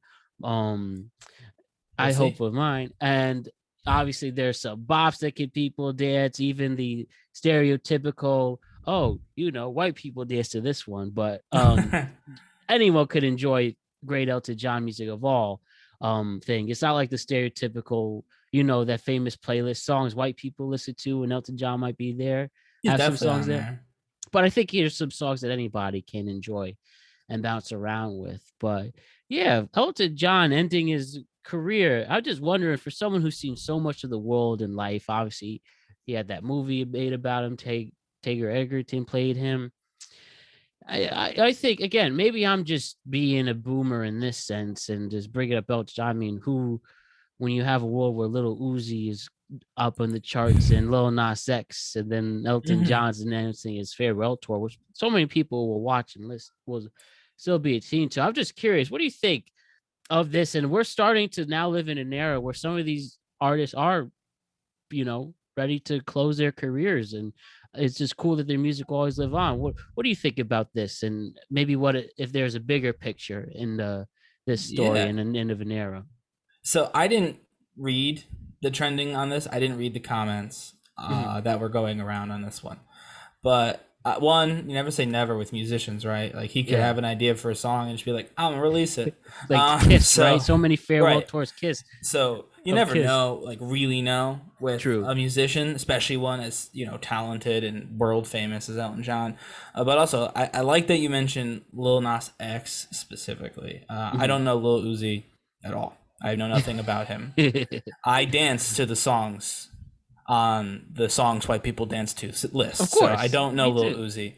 I do know Lil Nas X, and I would bet, and again I didn't check, and maybe he didn't, but I would bet he probably tweeted about this, and if he didn't, he probably will, because I mean, if you look at Elton John's career, and I'm a music nerd, I'm a history nerd, so you mix that together, that's pretty, it is what it is. Anyway, there's not a chance that Lil Nas X is Lil Nas X without Elton John and many other people in between there. I mean, it's not like Elton John and now Lil Nas X. There are people in between.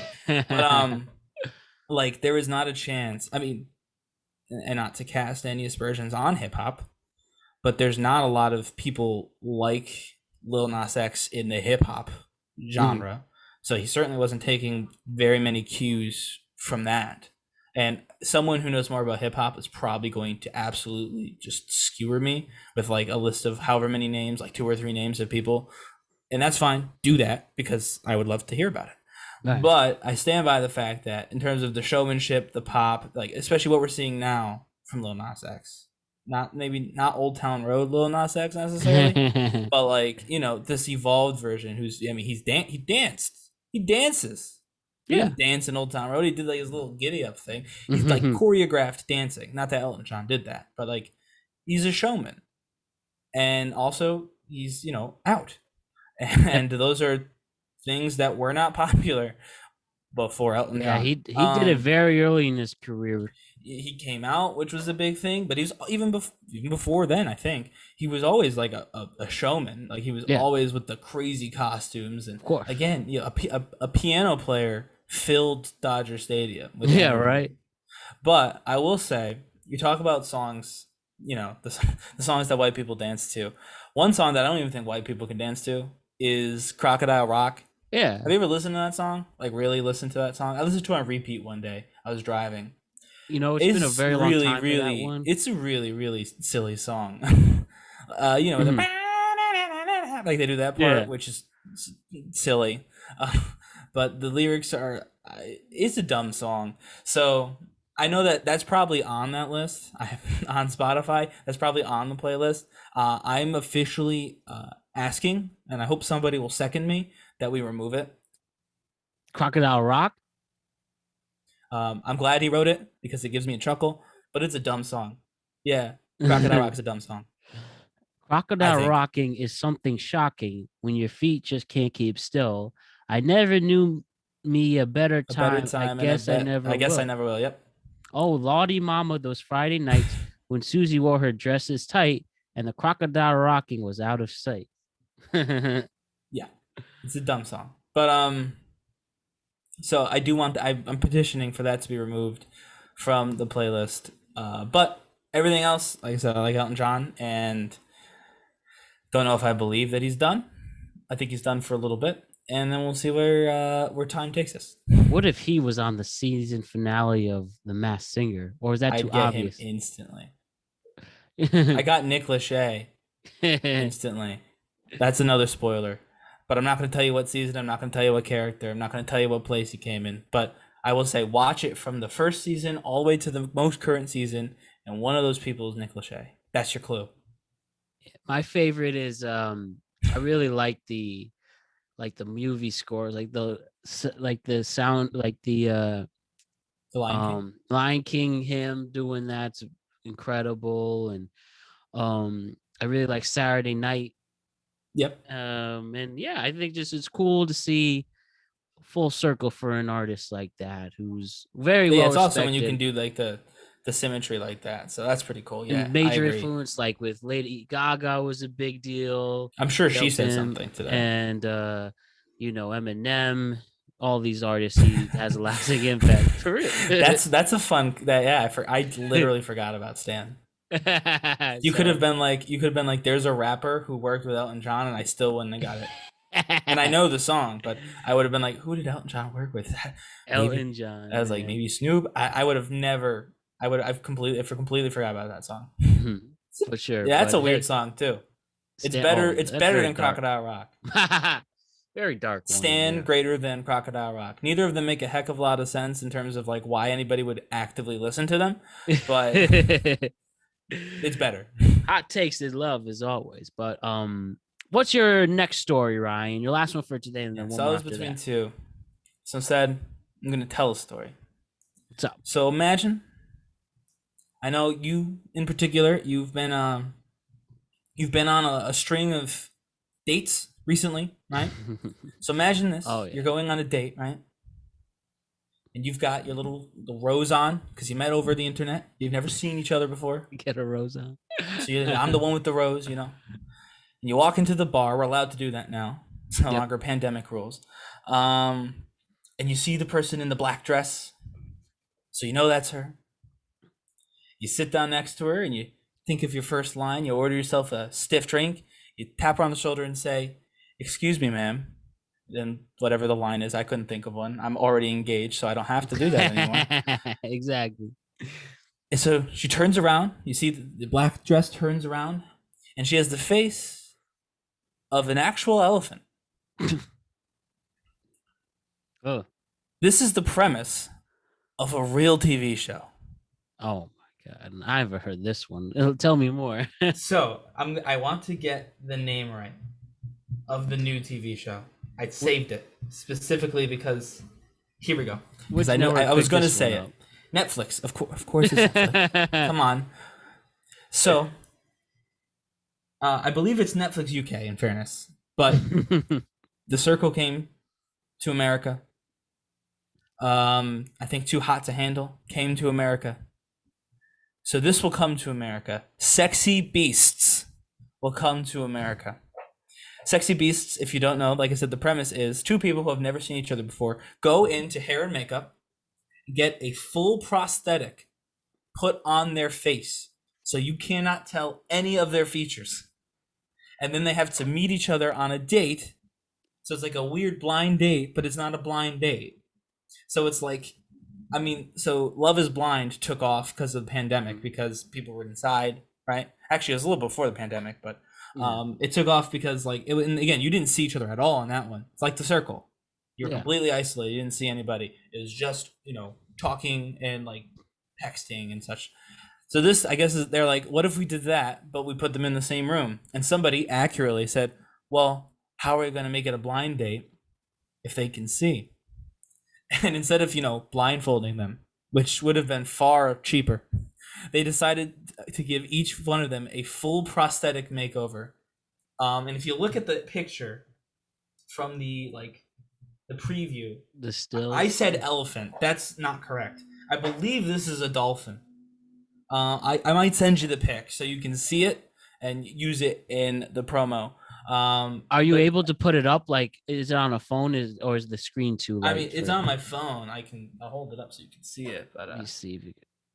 Oh yeah, that's a pretty good image. Wow, that looks really animated. So for anyone who's listening, Ryan's showing a picture of someone who looks like they're one of the Star Wars characters back there. Yeah, it doesn't even look like a dolphin. It looks like an alien of some kind. And so that's the premise of this show. They're going to test the chemistry between people who can't see one another.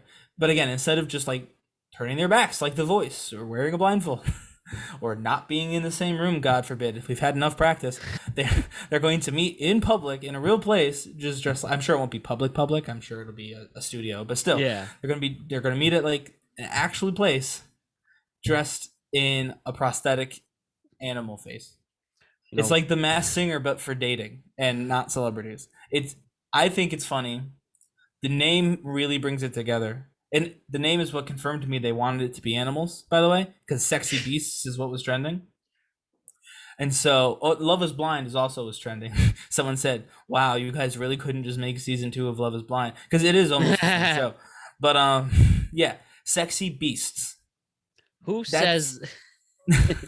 Because they're animals, get it? Yeah. And they're dating. Sexy Beasts. Who says these studios are losing money when you can greenlight these shows? Honestly, Netflix must have stupid money if they're like, yeah, we'll let the dolphin and the flamingo date on TV. That's fine. Oh, listen, I support anyone who gives people and crews jobs, but damn, that's just. Well, I'm gonna do you one better, Matt. What's that? Anyone who can hear me, Matt is a skilled production professional. I think the only thing Sexy Beasts is missing for an American run is Matt. So Netflix, if you're listening, Netflix, Matt is willing to do Sexy Beasts USA. That's right, Eagles, Ted Sarandos. There'll be eagles, probably. An apple pie. One person just looks like Uncle Sam. It'll probably be a woman. But yeah, I think maybe not this July, right? Obviously, that's a quick turnaround to film an entire TV show. Mm-hmm. But if we don't have it filmed and ready to go out by next July 4th, an entirely America-themed Sexy Beasts, I don't know what we're doing. I don't even know why we're here. We can pack it up. There's plenty of bars that will need the publicity. So Netflix UK, the UK will have one if we let them. If we seed this ground right now, if we give Sexy Beasts to cross the pond and we don't retaliate with Sexy Beasts USA, I don't know what we're doing anymore. I don't know what this country stands for. Well, neither do I. Who would have thought this out of the Biden, starting the Biden administration out of the pandemic, and we're starting to think about. I don't know how we can blame Joe Biden for this. We could think about how far we've come with stuff like that, but hey, never a dull moment, right? And that's why we love our TV. Even the craziest ideas in the streaming era can be anything greenlit. Can be made. So don't give up, people, on your dreams. If your dolphin prosthetic is good enough, you can have a TV show. Absolutely. And the final tweet cap story to talk about for this week is as I talked about in the cold open of the show and put it throughout tonight, Thursday, June 24th. It's Conan O'Brien's final episode as a late night talk show. His final late night show airs tonight on TBS at 10 p.m. Honestly, if you're listening to us pre then, I give you permission to pause, don't stop, pause, and go watch it. And yeah, Conan O'Brien, Ryan. How about that? I've talked throughout a lot throughout and posted on my social media this week and had the cold opening about Conan. Let me ask you, Ryan, when Conan O'Brien's name is mentioned, what comes to mind? Clueless Gamer. Mm-hmm. Specifically, that was my favorite bit that he did. Yeah. Ever. But he did a best of this week. If you want to check that out, I'll have to look YouTube. at that. I didn't see that. But yeah, the Clueless Gamer I think is hysterical. Only because I have friends who are. I mean, I play a lot of video games, but I've got friends who play like a lot of video games who are very good at them, and I obviously play games with them, and I feel like Conan O'Brien when I do that because I don't know what's happening a lot of the time.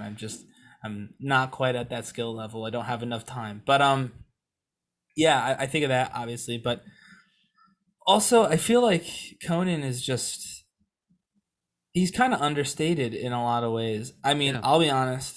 So I go on YouTube. I do not watch any late night TV shows. I work. I watch TV with Melissa, and when we go to bed, and I usually am on video games or on my laptop. I don't watch TV late at night. Yep. But the next morning, I usually watch the opening monologues. I'm also not a big interview guy. I mean, I like talking, so I like giving interviews, but I don't necessarily need to listen to every celebrity I've ever met. If there's like a subject, right? If there's like a specific subject that I see on like YouTube, I'll click on that. That sounds interesting. You know what I mean? But yeah, I don't. And when I go through my monologues, right?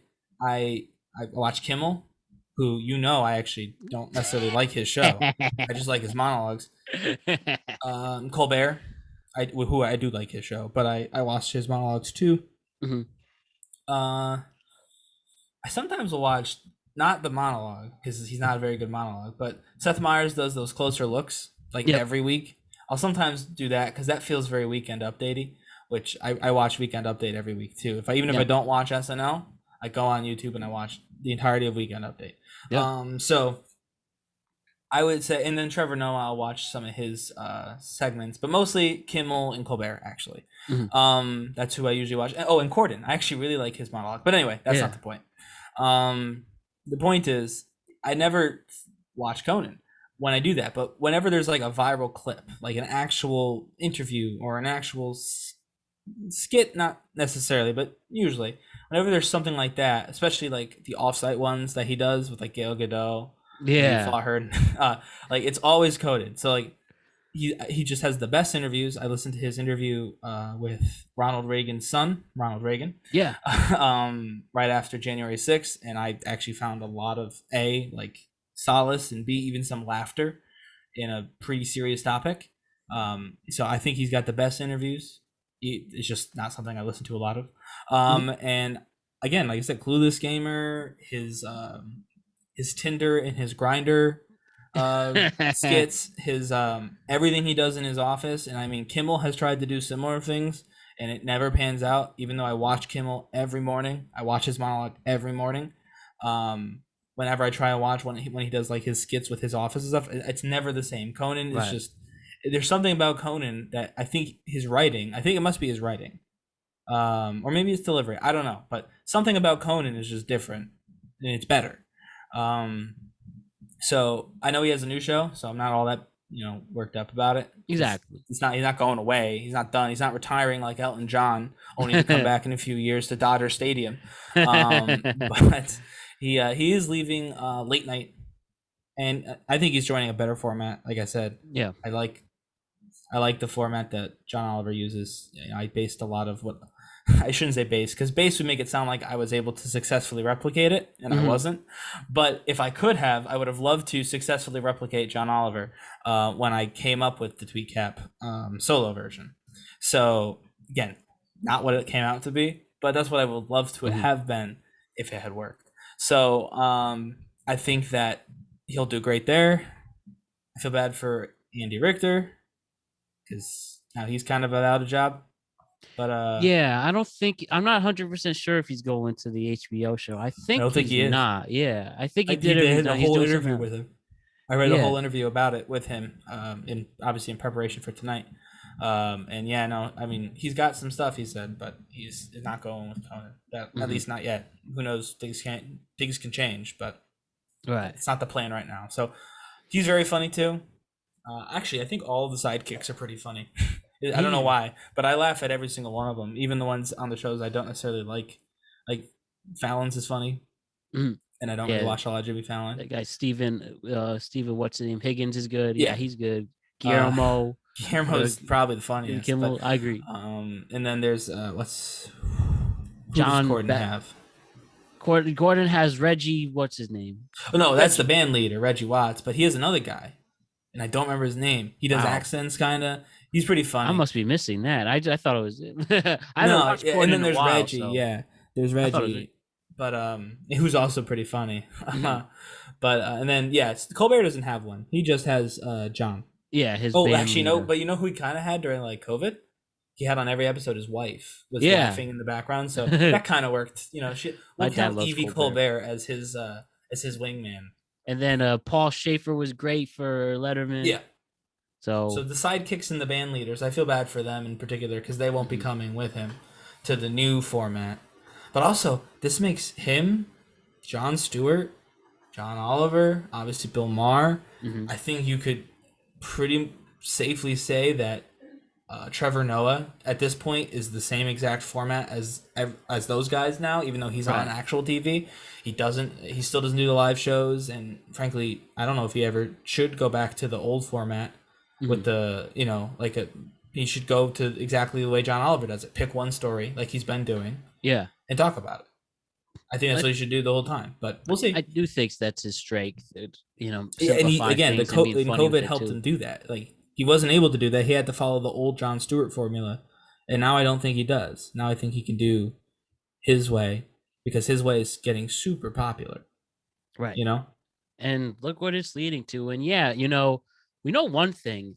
You know who would be good for Jeopardy if they're still finding a host? I think Eddie Richter. He's been on Celebrity Jeopardy before. He's very smart. I think that he Ah. should be considered as a Jeopardy host. Well, we have to wait for LeVar Burton. Hmm. End of July. Is having What is the it? July Do they make 26th? the announcement when he's gonna do his audition shows? Yeah, so I'm trying to plug it on your show because obviously he needs me to tell people to watch TV The for him. barber. Oh But I think he'll man. do good. I haven't been that impressed with anybody yet, except for Aaron Rodgers.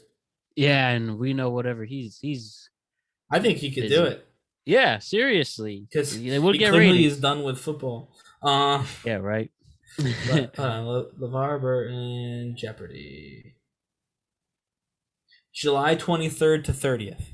Okay, So that's if you don't exactly a watch month from Jeopardy, today, yeah. pretty much. So if you don't watch Jeopardy next month, you're watching Jeopardy. Right? If you want the host of Reading Rainbow to be the host of Jeopardy, and we all should want that, this is our moment. Need your support. Need your support. But yeah, back to Conan. One thing I think you really say that Conan so has such an influence, but he is oddly understated too. Mm-hmm. But I think Conan perfectly embodies intelligence with comedy. Like he's very smart. I mean, went to Harvard, Yeah. for history, and but A lot of comedians go to Harvard. yeah, A lot of it's writers. funny how that works. But yeah, I think, like you said, Conan's not going anywhere, and he still has the podcast that you get. It's because once a week. Harvard's a bunch of clowns. Just kidding. Just kidding. It was too easy. I didn't go to Harvard, so that's the best joke I can write. But yeah, I think Cody, he's just so naturally funny, and that's what I hear. Like he's just so naturally funny. Like if you run into the streets, he'll just make you do a bit and stuff. And he's just, I think, like I said, one of the things I said before, he's really helped me be comfortable in my own skin and confidence. And he just is himself with that. And he's someone who makes his assistant Sona so popular, the most famous assistant in the world. I sometimes wonder if that's really, if that's actually the position that, she holds. Yeah, But like I think it is. I think it's true. I think he just literally does that, and they all put up with it. yeah, might as well be, like I said, the most famous assistant in the world. And he's he was perfect for, what the internet has come with, little bits and going viral. And he was always doing that in his late night days, and obviously the whole Tonight Show fiasco, and coming back to do another show for 11 straight years is a huge accomplishment. And it was a really good show, and you still get some solid numbers. There's plenty of videos that have gotten over 500,000 views, millions. Like, he knows how to stay relevant and viral. It's not like he's revered like a Johnny Carson was, but I do think he runs into the issue of not being on one of those main shows. But I mean, I hate to be mean because you never know, but like, do you think people are going to care about Fallon or Colbert the way they care about Leno, Letterman, or Carson? Not really, no. I mean, we're living in the moment, so maybe we don't know. You know what I mean? Like, did people back then think, oh, Johnny Carson's going to be looked at as a legend 20 years from now? Who knows? I don't know. I think people did think that about Leno and Letterman. I think that people did truthfully believe that they were so culturally relevant that not generations, but like decades after their run, people would know who they were. Yeah, and I do think the same for Carson too. Yeah, and I don't know if anyone has that thought process. I mean, like I said, I like Colbert. I watch his show, but I don't know if anyone's talking like that right now for any of the real late night people. Yeah, and I think it could just be it's not. You know what I mean? Like, Conan obviously doesn't have that, but nobody does. It just might not be like that's not the era we live in anymore. You know what I mean? Exactly. And remember, Conan's still very young. I think he's like, well, yeah, they're all very young. And he started late night at 29, like starting in major shows too, and just learning how to stay relevant and being popular and just always making people laugh. Yeah. At the end of the day, and also getting the insightful intelligence conversation, as you said, like the Ronald Reagan son in his podcast is a great example of that. And that's what's great. And that's what's so awesome that the podcast medium can keep his career going like that. And yeah, I do think as time goes by, we'll always have the clips, remember him. But I mean, I'm excited to see what he does at HBO Max. Probably, I think it's going to debut in the fall. And yeah, I think he'll still be able to figure out how to go viral. I mean, Oliver stays viral with that. Barr's viral to the boomers, but they're not, they get that. That's my dad. Dad's dedicated to. But people watch, like, again, my dad is a YouTube addict. Yeah. My dad loves you. Now, he doesn't like Bill Maher, but he doesn't watch Bill Maher. He likes, trucks and stuff on YouTube. But he, like, people who are older than us use YouTube all the time. If you can get numbers on YouTube, you can reach your audience. Everyone's audience is on YouTube. Exactly. Somewhere. And yeah, I still expect Conan to continue for another 25 years, 25 years. And yeah, it's just a cool full circle. Or he'll retire at Dodger Stadium. It's just a cool full circle with Conan. Has made a great impact and, help influence people's sense of humor and always getting something out of it. And, on to greener pastures for that, and excited for the next step. And most importantly, he still has his podcast. And picture right here for that to remember. And shouts to Conan. We'll continue to be entertained by you. So with that, one final thing to do. Okay. Ryan, you were doing the second ever version of the Proust questionnaire with different questions. One from what I researched in the original ones and some things I added to it. Okay. And yeah, Ryan, let's do the second ever the Proust questionnaire, the sequel, with different questions. Too proud to questionnaire. I don't know. Yeah, we'll come up with a clever name very, very soon. So with that, and there's going to be 11 instead of 10 on this one. So again, short but deep, and we'll go with that. Okay. So here we go. Number 1, what's your idea of pure happiness? Oh, Jesus Christ. Short but deep, my nickname in college. I think pure happiness is I don't know. I'll say this. I find pure happiness on the water. Mm-hmm.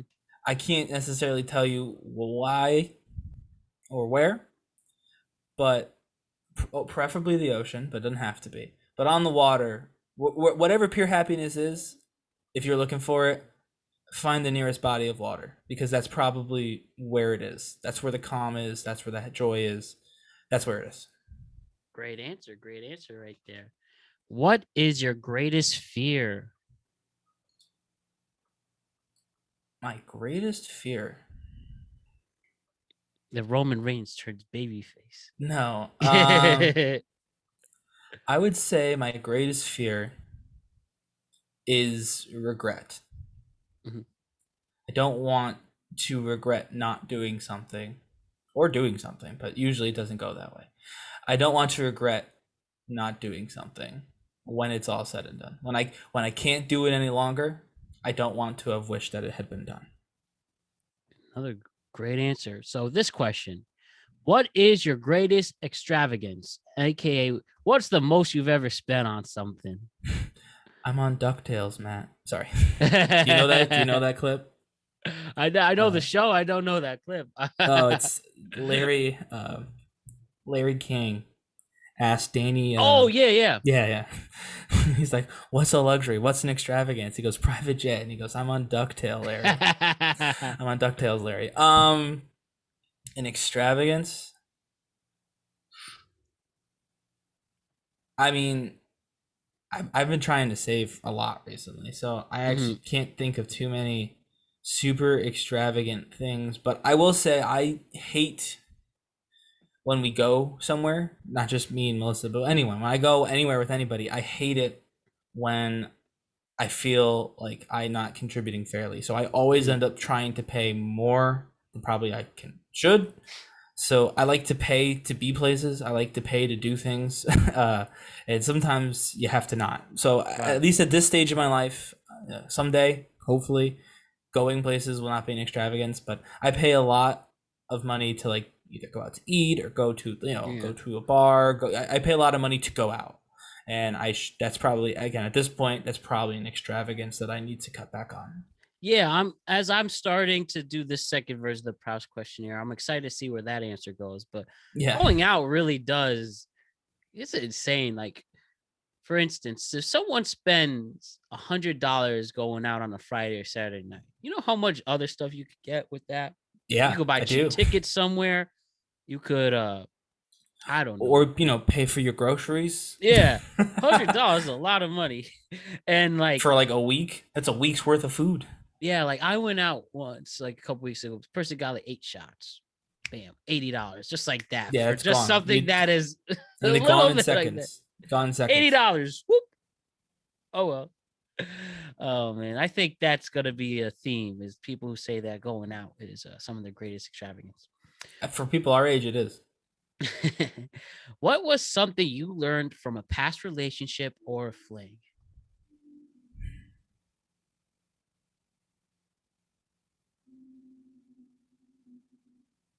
It's okay to say no. Uh, Obviously, I don't like to say no to anybody. I Mhm. like to try and help or be positive whenever I can. But um, I think if I hadn't had past relationships, saying no in future relationships would have been difficult. And Mhm. it was a hard hurdle because you always want to be a people pleaser, but sometimes you can't. And whatever happens, happens when you Solid can't. answer. But yeah, saying no. Very great answer. Who was your greatest teacher or professor? Or some of them. My There's greatest Mount teacher? Rushmore. Yeah. My Was it? Mount Rushmore of teachers. I mean, nobody knows who my teachers are. And why, of course. I mean, I'll say that they're all the only people that even jump to mind are college Mhm. professors. Not that my high school teachers weren't great, but I don't consider myself to have any mentors at that particular school Yep. anymore. Here's a fun one. I mean, I there's people I keep in touch with a lot, but I'm gonna go with a different answer than that. This is someone I don't keep in touch with. My first adjunct professor is Professor Noto. He was my macroeconomics professor. Mhm. I had never had an adjunct, at least I didn't know it, professor up until that point. It was sophomore year at some point, so I had went in a whole year and then some without having anyone but a tenured or at least full time Nazareth professor. And so to have somebody from not Nazareth come in and teach was interesting. And it was from that point on that I realized, in a lot of ways, not that I don't have mentors that work full time for Naz, but in a lot of ways, adjuncts who are living their life can bring us perspective to academia that is super important and vastly underappreciated in that setting. Great answer. Great take on that one. I love it. What words or phrases do you most overuse? The most overused? Mm-hmm. I mean, I feel like you could answer this question better than me. Yeah, people say everything's awesome or the greatest a lot. Oh no, I meant about me. I was like, because if I overuse it, you would be the one Oh. to hear it. I mean, I a lot, but so this is not a specific thing, like a specific phrase, but I found that I will, and it's a bad habit. I shouldn't do it. I'll use large words intentionally, and it's I a like that. super. I mean, and I get like I obviously I do it, but sometimes it's not the setting, and I caught myself because I was at a bar at a wedding, and I used the word machinations instead of like making plans. Let's make Or like let's thinking. coerce in some machinations. And so, and again, I mean, and in fairness, the people I said it to, obviously, I knew them all because it was a wedding. And they thought it was a cool word. They learned something new, but I was like, I was kind of a, you know, it was a jerk thing to do. Like, I knew that not everybody at the table knew that word. Probably said it And in there a were British other accent words too. that I could have used. No, I didn't use accent, but like, you know, it's just sometimes you don't need to sound a certain way. Sometimes you don't have to prove that you're the smartest person in the room. And so again, it's not a phrase. I'm kind of copying out on this answer, but I will say that I do that, and that was the most recent time, and that's why it had me thinking about it. But I do that a lot. I try to like enhance my sentence to like for some weird superiority that frankly I don't need to do. Especially when you're just talking. There's one thing if you're trying to come across as smart, but if you're just talking to people, it doesn't really matter. Right. So I think that's that's bad. I would say that would count. I overuse big words in inappropriate settings, I guess is the summary of what I just said. I hear that. I hear that. If you could change one thing about yourself, what would you change? No, I have not given that much thought. Exactly why we made this question. I would say that pessimism is definitely my strong suit. I like to be positive, and I try to outwardly be positive to people, but I never start with the positive thought. Whenever something happens, the first thought I have is, how is this going to be bad? How is this going to upset me? How is this going to ruin my day? And then I have to actively work out. So I wish that wasn't such a process. Because some people always look at the bright side. First thing they see opportunity. I always see obstacle. And then I have to build myself like, well, how can I take this obstacle and make it an opportunity? So it'd be nice if I didn't have to go through that whole process. If I could, you know, see something happen and just see the positive opportunity in it, instead of always starting at the worst possible scenario and having to build my way up to a more reasonable and hopefully positive outlook. Releasing support with that one right there. So, which historical figure or movie and TV character do you identify most with? So either or. Do I identify most with? Oh my god. Chris says I talk like Jerry Seinfeld. I don't hear it, but I don't hear it either. The pop. I think it's always making a movie about the founding of Pop Tarts. Yeah, I think it's because my inflection. I'll go up and I'll go down. I think that's mostly where it stems from. It's not Jerry Seinfeld, by the way.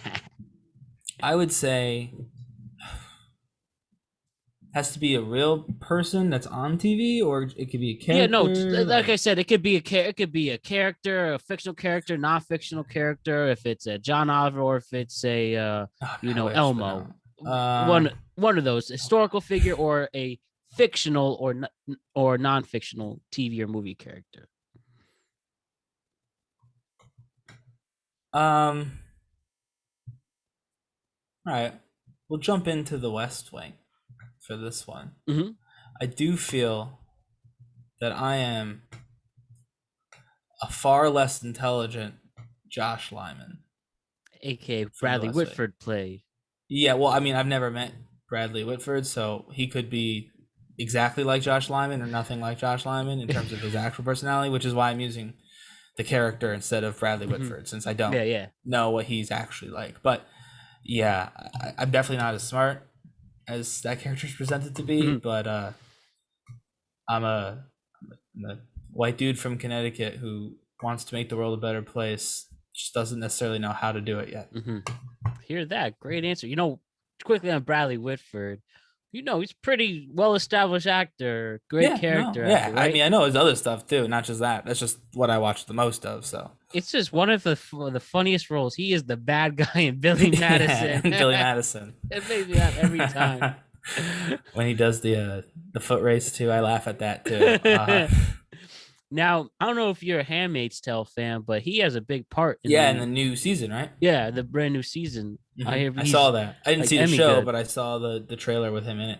And then I don't know if she's in this, but the original main character was Elizabeth Moss. Yeah. Yeah, and she was on The West Wing too.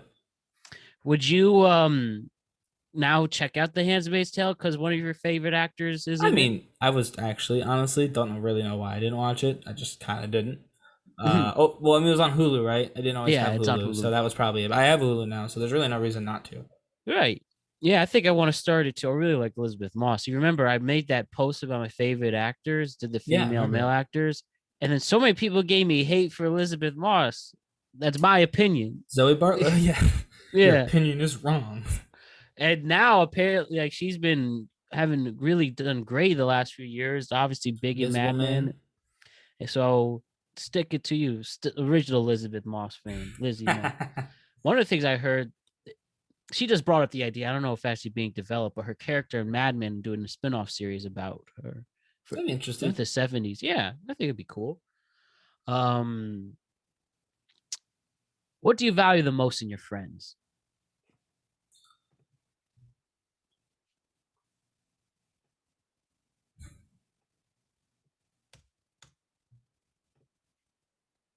Flexibility. Obviously, I left home to go to school. Then I left school to move to a different state.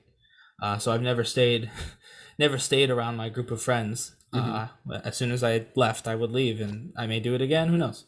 But I like that. I like all the friends I still talk to are the friends that are flexible with me, that are able to communicate, other ways, that are cool if, I show up and, if I go to Rochester for a day, I'm not going to see everybody in a whole day. Just not. Unless everyone happened to go to where I was going to. Same with, when I go to like a family birthday party or Father's Day, right? I wasn't there Father's Day actually, but if I'd gone Father's Day for one day, I'm obviously not going to see everybody I went to high school with. It's Father's Day.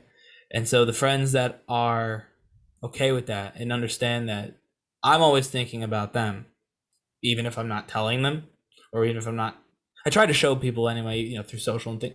And so I don't like to say not showing them because that's different. But, if I'm liking your stuff, if I try and reach out every once in a while, and even if I don't, like the friends who know that I am thinking about them anyway. So I'll go with flexibility. Excellent answer. And I know I said 11 questions, but I've taken out one because I think it's just the point of the Proust questionnaire is you're supposed to find people's virtues, and not just one I came up with. I just don't think it was one. But the last question for this is, what's your motto in life? What do you go by and talk to yourself and provide? This would be a good one. So me and Melissa, we both use this one a lot, and actually my parents heard us use it for the first time recently. We'll make it work. And I like that. We used to say we'll figure it out. We still say that sometimes, but we'll make it work. It's kind of become our thing because figure it out usually means that there's a right answer that you'll come to and then do. But sometimes all of the answers suck. And that's just that's just the truth. Sometimes every answer, you look at a hand, and every way you play it sucks, but you make it work. You make the hand you have work, whatever that looks like. And then if you have to readjust, you readjust. So we'll make it work. We will make it work indeed. What a great answer, Ryan. And what a great appearance. We're glad to have you back. And we're glad to have you back on a regular basis starting glad now. to be back. So this is really cool, obviously, as well as being our wrestling correspondent with our Gen Zs that we with our Gen Z fellow correspondents as well. With our youth. Who keep us young. I can't believe we're at a point where I can say that. But yeah. I didn't realize how young they were the first time you introduced me. Me too. I told you they were at a party. I met AJ the Man at a party for people our age, and he's like, "Yeah, I'm 19." I'm like, "You snuck in here, I see." We should mess with. I'm sure he listens, but we should mess with him. We should just talk about as many old wrestlers as we can, but like not the big ones. So I don't mean like The Rock. I mean like Paul Burchill, right? And the Basham brothers, right? Orlando Jordan. Yeah. People, Ezekiel Jackson. We should just try and as many times as we can during the Money in the Bank show mention those people and see what they say. I'd be curious if he just pretends he knows what we're talking about, or if he can actually then be like, "Yeah, I remember," and then say something that, and then be like, "Oh, I can't." Yeah, but I want to do that so bad. It's hard for Money in the Bank. That's a new show, so that a newer show, not new, but newer. So there's not as many of like the really old ones, and again, the really old ones with like Chris Jericho and Kane, and so people everybody knows, Mayor Kane and all that. But they need to know about Deuce and Domino. Maybe Summer Deuce and Domino with Cherry on the rollerblades. London and Kendrick, they feuded with them for like 7 years because I think those were the only two SmackDown tag teams. Jimmy, Jimmy Wang Yang. Jimmy Wang Yang. That was an incredibly offensive character. I'm pretty sure. Crime Time too. That was also pretty offensive. Yeah, but Crime Time, unfortunately, because of real life circumstances, got big again. Mm-hmm. But yeah, try and mention those old timers, especially if we do like if we do a SummerSlam one, it'll work. Oh, we'll definitely do it. We'll definitely do a SummerSlam, especially if they're now going to make this pretty much just a WrestleMania hype. Because SummerSlam's real old, so we can do some real throwbacks. I bet you there's some real stinkers on that show from when we were kids that we just didn't think were bad because we were kids. Right? I thought the Boogeyman was supposed to be feared and revered. We can't use Boogeyman because you mentioned it. We can't use Paul Burchill because now they can research. Right? I will say the wrestling shows are popular in terms of downloads. People do turn into them. I think really that wrestling on YouTube too. Wrestling is really getting a resurgence. Now, I'm not saying it's the Attitude Era influence, but I think people, especially use Attitude Era. Oh my god! I think the fact that, especially with wrestling, embracing how more of it. Not saying that they know that it's fake, but like they're embracing. We are a show. We're entertainers, and I think that gives more of an appreciation to the fans like that too. Parts fun none to think about that. Yeah, I still have to see that one. Yeah. Good. So I think that's really helping wrestling's rise at that, and AEW is popular, and like I told you, now in mainstream outlets they're talking about it. At least wrestling haven't made any money. Well, AEW is going to pose a loss this year. Oh, damn, that sucks. What's his name was on the owner? Maybe you don't get Big Show, Mark Henry, Christian, Taz, Jay, or maybe you hire a couple of new people. Yeah, I think that's fair. There's certain nostalgia that may work, but not that. And they're gonna hire these other folks. They have to, unless they don't want to. But I mean, if Aleister Black and Braun Strowman, or Tommy End and whatever Adam Shear decides his next character is, if they want to wrestle, there's absolutely no reason for any company to say no. So literally, right? You need them, and there's no reason. There's no company that's like, yeah, we don't need you. I mean, WWE would fire them, and they can't honestly say, yeah, we don't need you. So right, and the Jaguars owner who owns AEW, what's his name? Well, his son, his son. Well, yeah, he was on. Yeah, I was just saying he was on Part of My Take today, so obviously second biggest sports show, and with that, and told you Part of My Take wants to be WWE refs. I still remember Jost and Che at WrestleMania. I saw them live. That was a hot second. You thought, wow, these two dudes are gonna actually. I thought it was funny. I know everyone else around me booed because, Yeah. but I thought it was funny. So. Hopefully, we'll see them again soon. But Ryan, glad you have you back. We'll see you in a couple weeks. Back. We'll see you in a couple weeks with this, and then we'll have the Money in the Bank at the end of July, and then end of August for that. So glad to have you be part of the show again. And don't forget also, if you want to recap, check out the TweetCap simulcasting now every Sunday on all podcasted platforms. Yep. And again, thanks again, Ryan. We'll see you very, very soon. And congratulations to you and Melissa once again. Yes, thank you. All right. See you later. Bye.